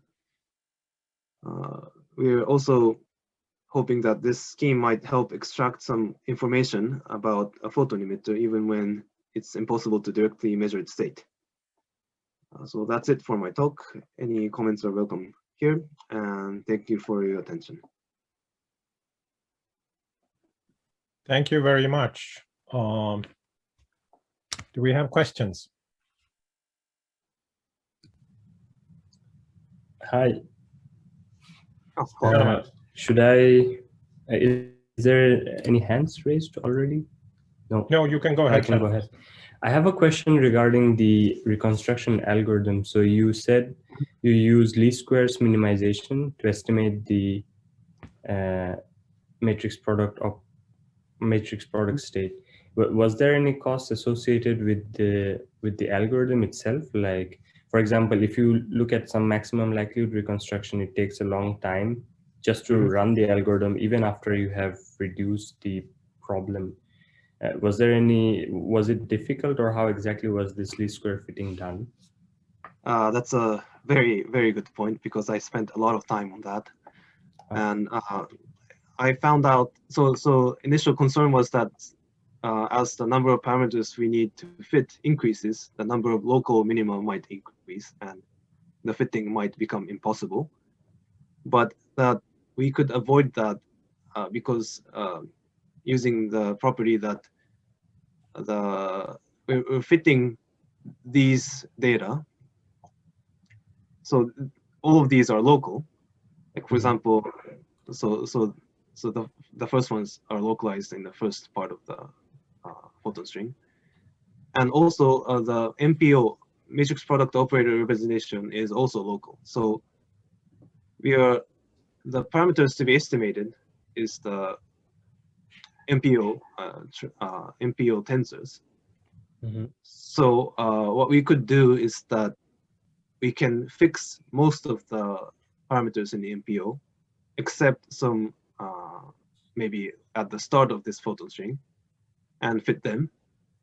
And then we can kind of slide the window. We could do that because once we get a decent fit for parts of the MPO, that doesn't really change because it's local. Like, it doesn't really affect the other end of the photon string. So if we proceed like that, we can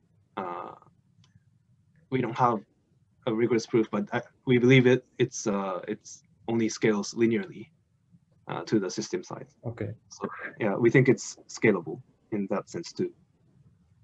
Okay, so this least squares, you have to do some tricks with the least squares using some prior knowledge of how the variables are arranged. Yeah, thank you very much. Yeah, I wanted to just. Thank you for the great question. Yeah. I see no other questions at the moment, but there's some time left, so I'll take the opportunity to ask a question. So you have sort of a correlation length of 6 photons, but you're using a parametric amplifier to detect this, and of course your measurement also introduces some errors. Could it be that your correlation length is actually substantially longer, but you're introducing errors through the measurement? Well, we are correcting for the measurement inefficiency. So yeah, even in this this measurement, we are correcting for the measurement inefficiency. We can measure the efficiency by amplifying a known coherent state pulse. And once we know the exact value of the measurement efficiency, we can use that to kind of unconvolve this. Remove the error. Okay, I understand. Yeah. Okay, thanks. Okay, then we thank Yoshiki, and we go to the next speaker, who is Jeffrey Gertler from the University of Massachusetts, and he will tell us about autonomous error correction. Please go ahead. You can see my slides? Yes, we can. Excellent. Hello there. My name is Jeff Gertler. Thank you for inviting me to speak here today. I'll be talking about protecting a bosonic qubit with autonomous quantum error correction, some theoretical stuff, and the experimental results. So we've talked a little bit in the previous talks about autonomous quantum error correction, luckily. I don't need to do a complete introduction to it. But I wanted to talk about another prominent experiment of autonomous quantum error correction in these continuous variable bosonic systems. And that's this experiment from Raphael. It's a beautiful experiment where they stabilize a cat qubit in a bosonic mode. They stabilize it with this driven dissipative condition, this 2-photon drive and 2-photon dissipation. And as they increase the strength of this drive, they increase the separation between the two coherent states of the cat, and they can exponentially suppress these phase errors, which they call bit flips. The cost of this is a linear increase in the single photon loss, because that's proportional to the number of photons in your state, which they call phase flips. Now, this initially looks very great, but as was pointed out earlier, the dominant physical error in the system is single photon loss. So looking at this, I would love to make some sort of system where we can do some autonomous quantum error correction, do it with dissipation engineering, but do it to actually combat the dominant physical error in a bosonic system, which is the single photon loss. So to do this, I want to talk about error correction in a slightly different picture than that experiment. That experiment's more about manifold stabilization. This one is more about the idea of having a discrete code in error space. So if we're talking about single photon loss, in a bosonic system, we often talk about parity. And what I need to do to correct for photon loss is to have a code space that's orthogonal to that single photon error, and also engineer a dissipation that will restore me from my error space back to my code space that's also orthogonal. So this is the goal. I want to engineer this operator. To think about our code space, I'm also going to take inspiration from a different experiment. This is the break-even bosonic result out of Yale, where they use these 4-component cats. So this is now 4 instead of 2-component cat. A key feature of this encoding is that all of the states have the same parity. This is very good for a parity recovery quantum error correction code. We're going to slightly modify this.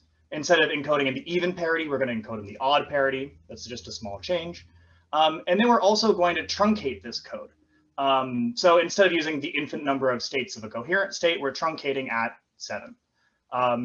So this will give us our truncated 4-component cat code, or T4C code, where the 0 logical state is 1 and 5, and the 1 logical state is 3 and 7. So keeping this code in mind, let's sort of think about what sort of operator could accomplish some sort of single photon loss error correction. So we have our code space 1357. We experience a single photon loss. We go to 0246. And we'd love to engineer something, this green arrow, that will bring us back up. And I can write out some operator. This is of the form that we would really hope to achieve. So as you can see, this corrects from even states to the next odd state, but not from odd states to the next even state. So this is a non-reciprocal process. Now, a lot of people try to accomplish dissipators like this. This is well established in the literature. Usually what you do is you have some ancilla mode and you do some sort of pumping. You excite the ancilla while going otherwise to your final state. You let the ancilla decay faster than your storage mode and you're stuck in your final state. This has some challenges. One is you got to make sure all of these decay processes of your ancilla have the exact same frequency, or else you'll lose coherence. And then also you need to make sure that this process doesn't take you from your code space back to your error space. You don't want to destabilize your code space with this dissipation. So let's talk about how we accomplish these things. First, our system that we use, we have this high Q storage cavity. This is where our bosonic information is stored. We have a transmon ancilla that we use for largely for the nonlinearity. And we have this low Q reservoir that has a decay time far faster than anything else in the system. And this is the most important Hamiltonian terms, of which I'm just going to highlight this dispersive coupling chi Q. that Steve talked about in his talk. So let's just talk about how we might implement the 0 to 1 transition, just the first term of this mini term operator. So I'm going to talk about these states in the storage, ancilla, and reservoir ket. And the process, what we're going to do is we're going to apply a on-resonant excitation to the transmon, which will bring us from the G to the E state. Then we're going to apply a Fourier mixing term that exchanges that excitation for an excitation in the storage cavity and the reservoir mode. The reservoir mode will decay, leaving us in the 1 state. So you can see we've gone from 0 to 1 here. And again, this is a non-reciprocal process. One thing that's really important to note here is that by adding in this mode that of a separate ancilla from the reservoir, we've solved this problem of the different decay frequencies, because there's a very small storage coupling between the storage and the reservoir. This decay frequency of the reservoir is irrespective of the photon number, the storage photon number. So then we need to talk about the second problem, which is the selectivity of this. We need to make sure we don't destabilize our code states. And this is done by having this chi-q, this dispersive coupling, be unequal. So a drive that excites the transmon with one storage occupation does not excite it for a different one. I can generalize this system to a whole bunch of different, to a comb. So these are 8 CW tones that I'm applying, 4 transmon and 4 Fourier mixing tones, that are all spaced out by 2 chi to accomplish this transition from these even states and restore the parity back to the odd states. So we've accomplished both of these challenges. We've solved both of them. So let's see some experimental results, okay? So let's do from 0 to 1. We can start with our cavity state in 0, do what we call pre-SPA, this parity recovery by selective photon addition for a variable time, and then read out the state of the transmon. As Steve mentioned, this is indicates the state of the cavity. So you can see it transfers from 0 to 1 and it stays there. To do more complicated things, I'm going to need to do some optimal control theory, which again was talked about in previous talks. We collaborated with Northwestern to create these pulses with Brian and Jens. So now we're just going to do the same experiment, except we're going to prepare different initial states. So obviously we did 0 to 1, and we can watch the population convert from 0 to 1. We can watch it prepare a 2 state and watch it go to 3, from 4 to 5, and from 6 to 7. We can extract the rates, these 2 rates. So the lambda is our transmon excitation rate, omega is our Fourier mixing rate. We can extract from these curves these rates and match them to each other. You see the efficiency of these curves is not the same, and that's just because the higher photon numbers have a faster photon decay. But the shapes of these curves are the same, which is key to maintaining coherence. So we've shown population conversion, but we actually haven't proven that this is a coherent process yet. To do this, we're going to take the even superposition, so all the possible even superpositions we can think of. And we're going to apply pre-SPA for 25 microseconds. This is kind of our benchmark of about the time it takes to do one photon restoration event. And we see them converted to the corresponding odd states with 1 photon added. We can do density matrix reconstruction on this Wigner tomography. And from that, we can look at these off-diagonal elements of the density matrix reconstruction and actually calculate what the off-diagonal elements of the process matrix is, these off-diagonal elements that indicate the coherence of our process. They're shown here, and also the phases are shown here. Now, these phases are really important because we want to carefully match them, so the process is coherent. And we can tune these phases just by adjusting the phases of these CW drives. So we're going to do some error correction with this. This is our tool. I've shown you that we have this operator, and we can benchmark the operator. To go back to the error correction picture, I want to talk again about this break-even experiment out of Yale and show this sort of flow chart that they have for their experimental design with all these measurements and all this system setup. Now, this is an incredibly complicated experiment and a very successful but complicated experiment. We're going to take a totally different picture. We're going to cut out all of the middle and just say, let's just do some time-independent dissipation. This is my error correction. This is my autonomous error correction. So we're really switching from this picture of needing to take these active measurements and do calculated controlled feedback to just doing this time-independent dissipation autonomously. No, it's not measurement based at all until we do a decoding at the end and measure our final state. So let's go back to our code words. Again, this is the truncated 4-component cat code. So we have 1, 5 for our 0 logical and 3, 7 for our 1 logical. And we can watch these states evolve without any error correction. And you can see that we lose parity here as indicated by the central point of the Wigner tomography, and we have this decrease in the coherent blobs. But if we do the same process, exact same, but we just apply pre-spot for our delay time, we see a preservation of parity and we see a preservation of this blob contrast. Now, these are kind of subjective measurements that I've shown you so far. We'd love to be able to give you some actual benchmark of how well we're doing error correction. And to do that, we're going to need to be able to decode our state from the storage cavity to our transmon. The normal decoding, the naive decoding we would do, is to just map the 0 logical state of the cavity to the ground state of our transmon, and the 1 logical state to the excited state. And we do this, but we also do something a little bit more complicated. We can also map with the same unitary the orthogonal states with the same Fock components to these ground and excited states also. What this effectively does for us, and it maps really almost any combination of 1 and 5 to the ground state, and any combination of 3 and 7 to the excited state. This is great for us. It actually helps us by making up for some phase errors in the system or by some drift in our code words due to the pre-spot operator. So we have our decoding, we have our code words, we have our error correction. Now we can actually measure how well we're doing error correction. So I'm going to show you here the process fidelity against the identity matrix, because this is just information storage.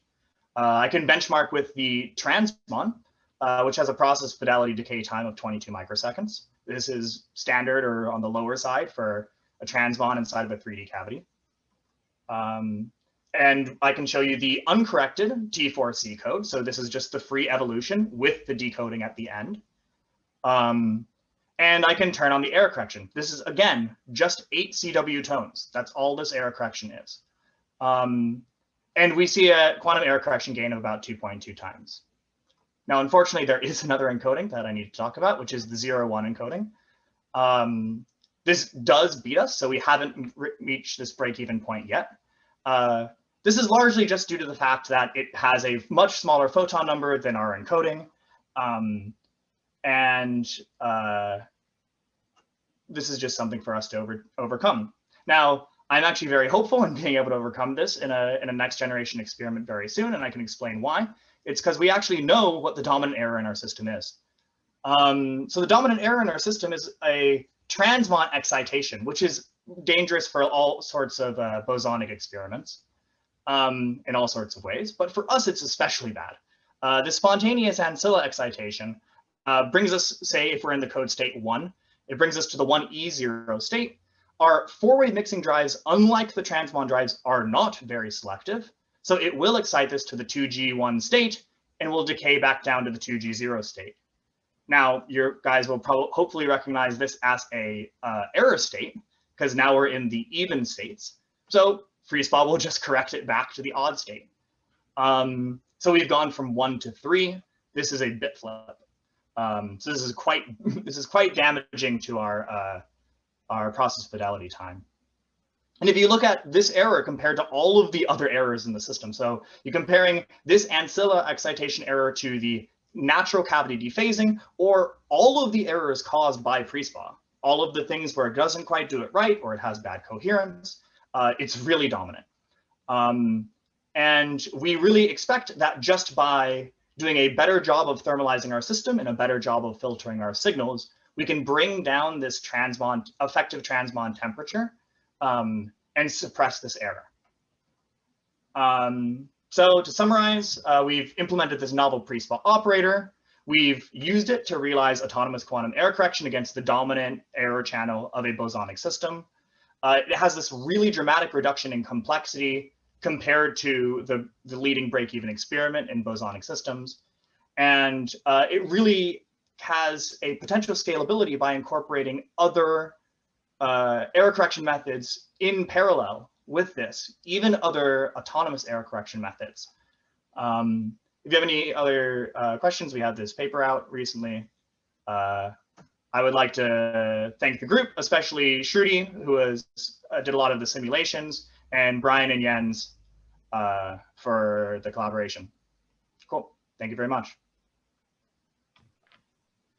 Thank you very much. Questions? Marina. Amazing work, Jeff. I just have a question about when you turn on this drive, it takes about 20 microseconds to go from, let's say, 0 to 1 state. Can you comment on why it takes so long, and could you make it shorter?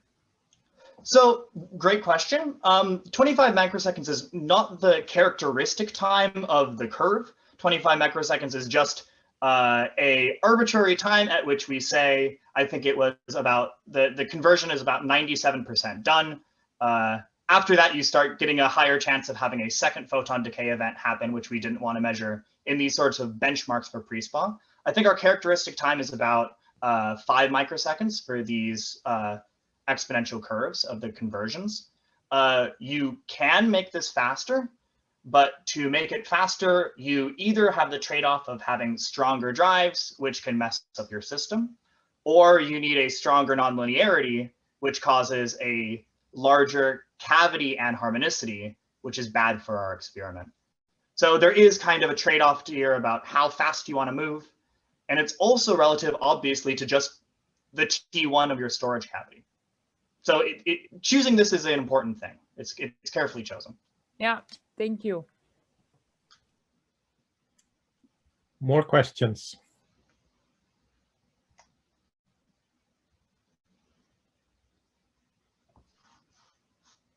We still have time. I saw another hand raised. Yes, Ingrid. Yeah, if there's time, I might as well ask. I'm a bit curious how you do the process tomography. So are you talking about on the transmon itself? Well, let's say for the PRESPA, I guess. So for benchmarking these coherence elements of pre-SPA, for that we do a maximum likelihood density matrix reconstruction. So we take the Wigner tomography, which is an over-complete data set for the tomography. And we can actually extract the maximum likelihood density matrix from that. From the transmon itself, it's just a matter of measuring the projections of the Pauli matrices. And that's just how we measure the process of in the transmon. Does that answer your question? I'm a bit, well, I'm thinking of like process matrix elements instead of density matrix elements. It sounded like, yeah. Yeah, so for those, there is a little bit of trickiness in how you prepare your initial state, but assuming you have a perfect initial state, then these off-diagonal elements of the process matrix are really just the ratio of your initial and final off-diagonal elements of your density matrix. Okay, thanks. Okay. I see no more questions. Maybe I can ask a quick one. I think you mentioned in your paper that your correction operator is not, or your states are not eigenstates of your correction operator. So you make a small error when you do that. Can you comment on that? So yeah, they aren't eigenstates. There's a different evolution for each number of jumps that happens in the system. So depending on the number of single photon loss events that happen over the course of your delay time, your state could actually grow or shrink very slightly, because obviously if you have 0 jumps, you have the shrinkage of your coherent states. And this correction operator actually grows the coherent states a little bit. So you end up with an incoherent mixture of different cat sizes, but these cat sizes have the exact same phase. So although this looks like an error, with the decoding that I mentioned, you can actually extract all the information from this. There really is very, very little information lost due to this non-eigenstate issue. Okay, thanks. Then we thank Jeff again. And we go to the last speaker of this session, who is Akshay Koottandavida. I'm sorry about the pronunciation, from Yale. And he will also talk about autonomous quantum error correction. Please go ahead. Thank you. Let's see. Can everyone see my slides and hear me? Yes, we can. Great. Okay. Hi, everyone. My name is Akshay Koottandavida, and I'm a graduate student working with Michel Devray at Yale. And today, I'm going to be talking to you about a quantum error correction strategy using two bosonic modes. But before I begin, I'd like to thank the organizers for organizing such an event and letting me be a part of it. And I would also like to mention all the amazing researchers at Yale who I work with daily and have great discussions with. Okay, so initially, I would like to give a quick overview of the quantum error correction strategy. So, as we know, in physical qubits, like the two-level system shown here, there are two noise generators due to the coupling to the environment, bit flips and phase flips.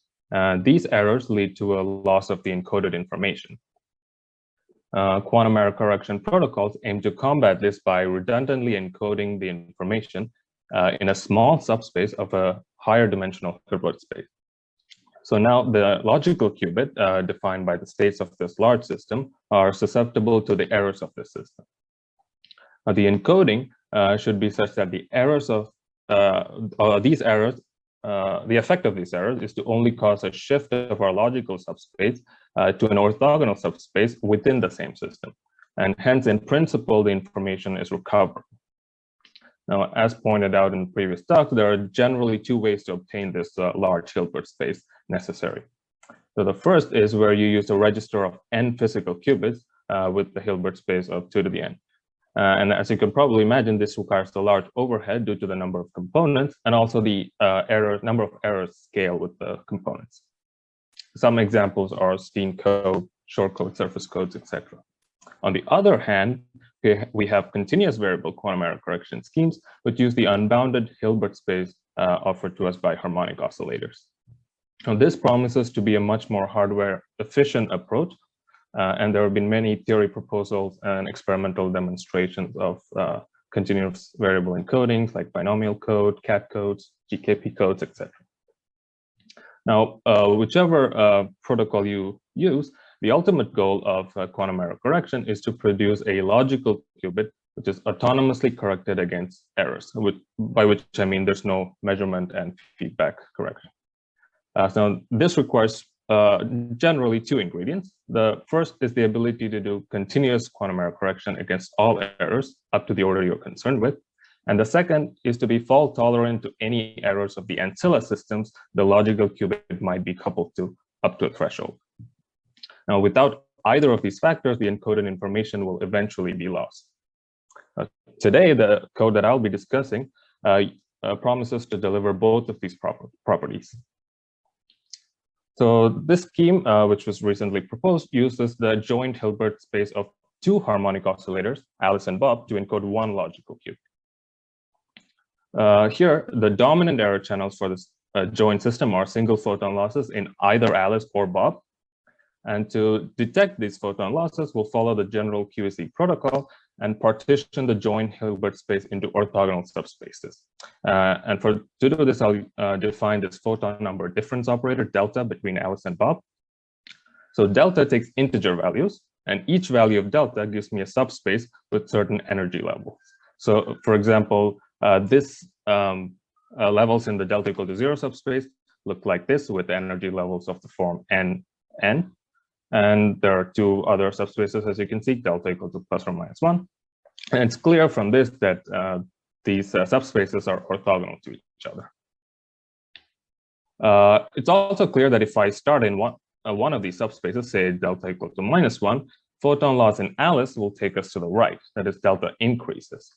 And similarly, photon loss in Bob will decrease the value of delta. And hence, delta tracks photon jumps in our system. The next step is to choose one of these subspaces as my code space, where I'll encode my logical qubit. And we choose the delta equal to 0 to be the code space, and all the other spaces become the error space. Next, we need basis states within the code space to define the logical block sphere. So for us, our basis state is a simultaneous eigenstate of the AB and the delta operator with eigenvalues gamma and delta, and AB and delta commute. Such a state is called a paired coherent state and is represented by two quantum numbers, gamma and delta. And as we can see from the Fock representation, for a fixed delta, say delta equal to 0, it's a superposition of all the states within my code space. And similarly, I can define a paired coherent state in each of the other orthogonal subspace. Of course, one state isn't enough to define a qubit, you need at least two. So what we do is we take a superposition of paired coherent states in this manner. Now, these states are called paired CAD states, and they're simultaneous eigenstates of a square, b square, and the delta operator. Notice that the value of delta is constant in the superposition, and only the sign of gamma is changed. So now these states will become our logical code words. Now we have all the ingredients, let's put it together. And the encoding looks something like this, with the C plus pair cat as my logical 0 and the C minus pair cat as the logical 1. And the paired coherent states lie on the x-axis of the block sphere. So how does the errors on the joint system affect the encoding? Well, as we discussed, single photon losses on Alice will increase the value of delta with an additional pi phase shift. And likewise, single photon loss in Bob will decrease the value of delta and take me to delta -1 subspace. So clearly, by just monitoring the value of delta, we can track the photon losses that's occurring in the system and subsequently correct for it. And so delta is our error syndrome operator. And additionally, bit flips within the code space are caused by correlated errors of the form AB. Such errors are not correctable by this code, but they're higher order and should occur less frequently. So that was about photon jumps in our system, but the oscillators can also have other types of noise processes. And to visualize them, we can look at a pseudo phase space representation of the two-mode system. So here the blobs represent the paired coherent states on the x-axis of the logical qubit in the code space. And the rest of the block sphere is obtained by superpositions of these two states. Now, either oscillator can suffer from dephasing errors, which causes rotations of the states around the origin of the phase space. Now, these manifest itself as phase errors within the logical qubit. Now, moreover, it can also suffer from energy relaxation, where the states shrink towards the origin of the phase space. Now, to combat these errors, we can use a driven dissipative stabilization process by engineering a dissipator of the form a square b square minus gamma square.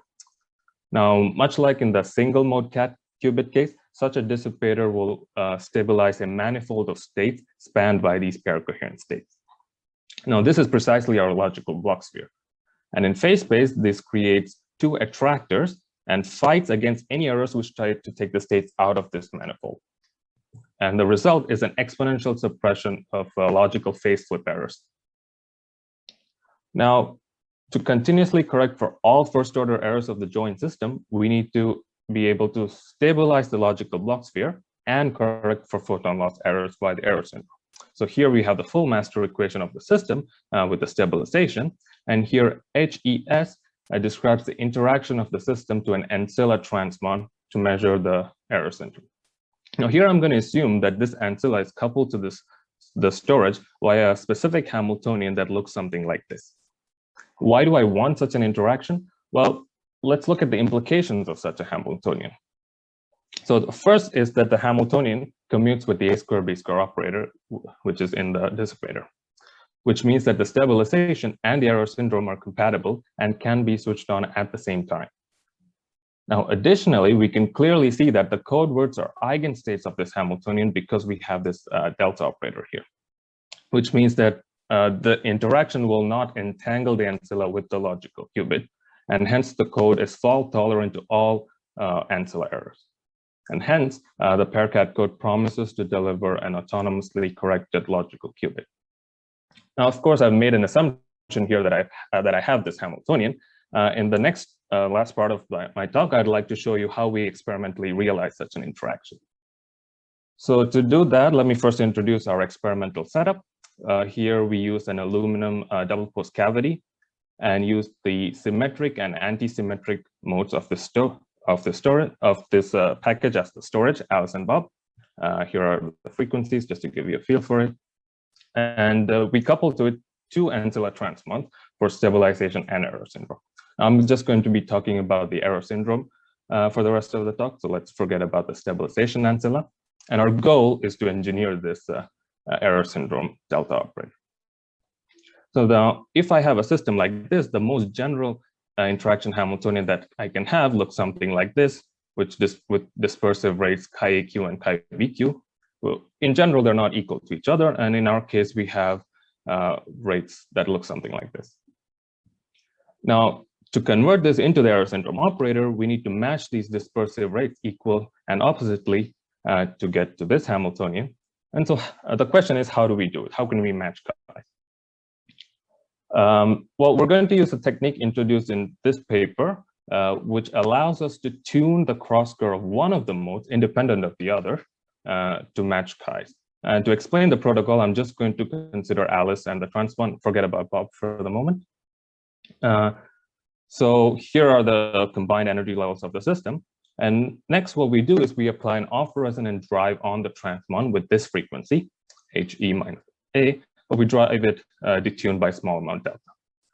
Now, the four-way mixing capabilities of the transmon convert this drive into a sort of, the effect of this drive is to hybridize the EN and the HN minus 1 levels of the system. So E1, H0 hybridization.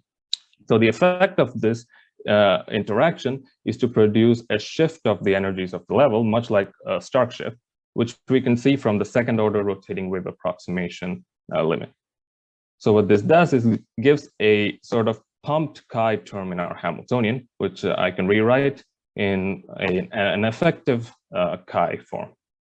So theoretically, this protocol gives us an in situ way of tuning our cross curve in our system. So to show this in experiment, we did a simple spectroscopic experiments on the transmon. So here are the pulse sequence. So this part is just the spectroscopy on the qubit. And the system will right now will follow this Hamiltonian, just a bare interaction Hamiltonian. So first, what we do is we prepare the combined ground state of our system. So that's 0 photons in Alice and Bob and the transmon in G. Now, the spectroscopy with an interaction Hamiltonian like this, spectroscopy reveals what we expect: a qubit peak centered around 0, or qubit detuning equal to 0. Next, what we do is we put 1 photon each in Alice and Bob. So we prepare a state 1, 1G. And as you can clearly see, our peak shifted by chi, where chi is the total chi AQ plus chi BQ, which is again expected from this Hamiltonian. Now we repeat the same experiment, but now with the drive on, as you can see, the chi tuning pump. And as you can see, the peak shifted further by some amount chi effective, which is expected because this pump will modify our Hamiltonian to have an effective chi here. So we clearly see the chi tuning protocol in action. Next, finally, what I will do is I will sweep this value of detuning here and extract all the different chi effectives as a function of delta and plot it for a fixed pump strength, of course. And this is what you see in the black dots here. As you can clearly see, we're able to tune chi over a wide range of detunings. Here, delta equal to 0 is the resonant driving of the H0E1 process, and that's why you see the divergence. Now, if you look closely, we see that at this point, chi effective is 0, which means that chi-AQ equals minus chi-BQ. And so at this point, we've successfully matched the chi's and thus engineered an error syndrome, the error syndrome operator in our system. And so we plan on using this error syndrome for making syndrome measurements. And with that, I'd like to conclude. I've shown you how the PairCat code does quantum error correction, and that how it offers us a way to do fault-tolerant and continuous quantum error correction. And I've also shown you how the error syndrome, how we've engineered the error syndrome Hamiltonian in our system. And so our future plans are to create and manipulate this PairCat logical qubit and stabilize them. Thank you. So thank you very much. Questions?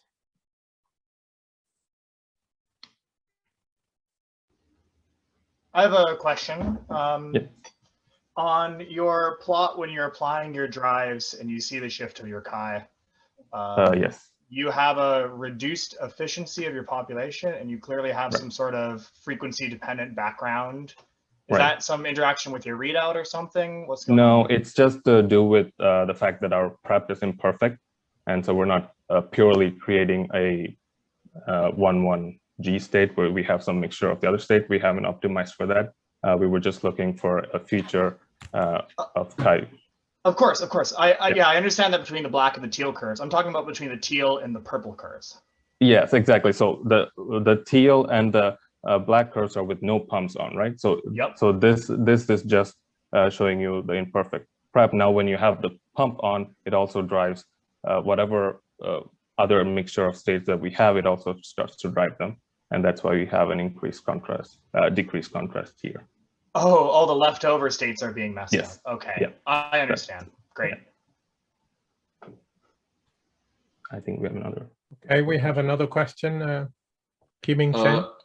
Thank you very much for your talk. So I remember on one slide you show your master equations. The link block term seems kind of unconventional. So my question is how you engineer the environment to realize the.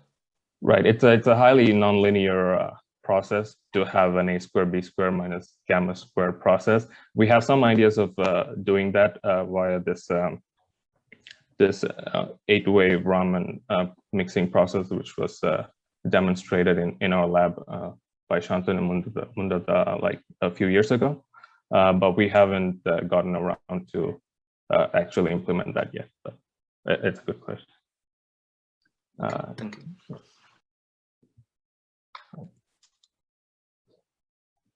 Any more questions? I have a question. Go ahead. Okay. Hi, Akshay. Nice to see you again. I have a question about, and this is a more general question about error correction and logical spaces. So is it assumed in these kind of methods that your quantum state will only go from, you know, the code space that you have and will never leave that code space?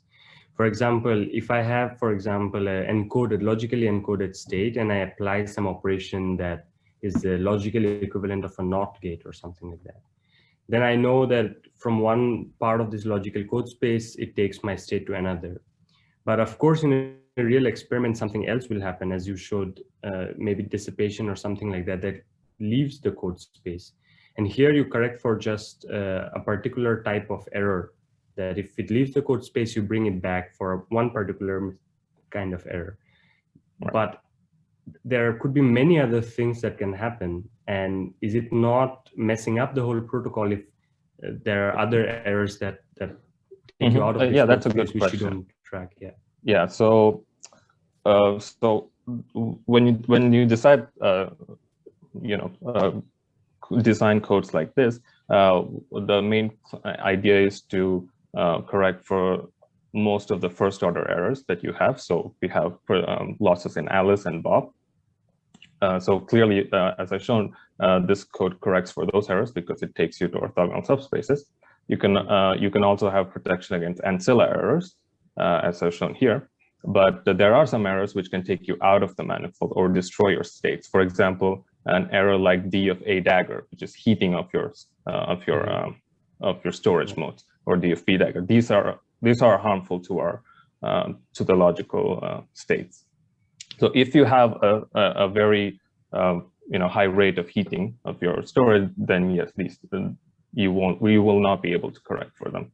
But usually we found that our cavities stay pretty cold. But of course, you have to take into account what happens when you have all these pumps on and stuff like that, and how much worse it gets.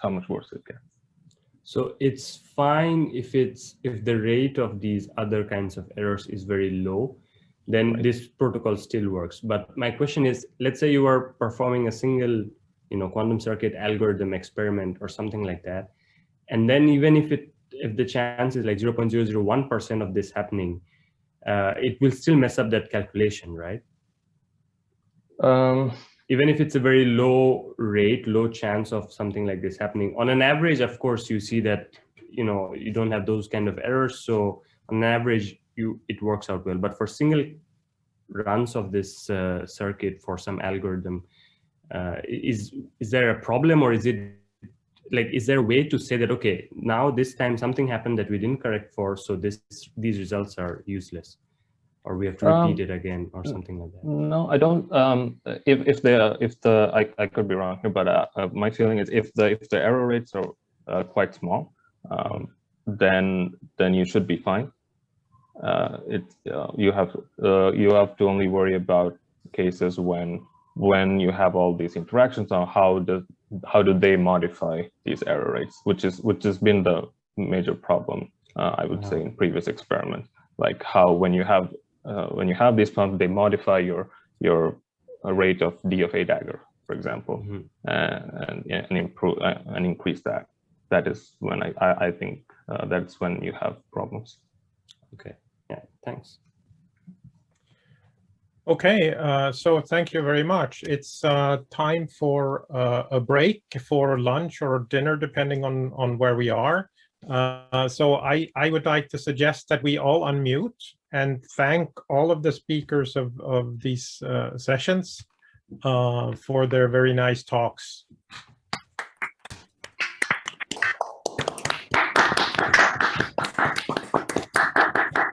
And we reconvene then at 6 o'clock Swedish time, whatever that is where you are. So we'll see you back then in an hour. Thank you very much.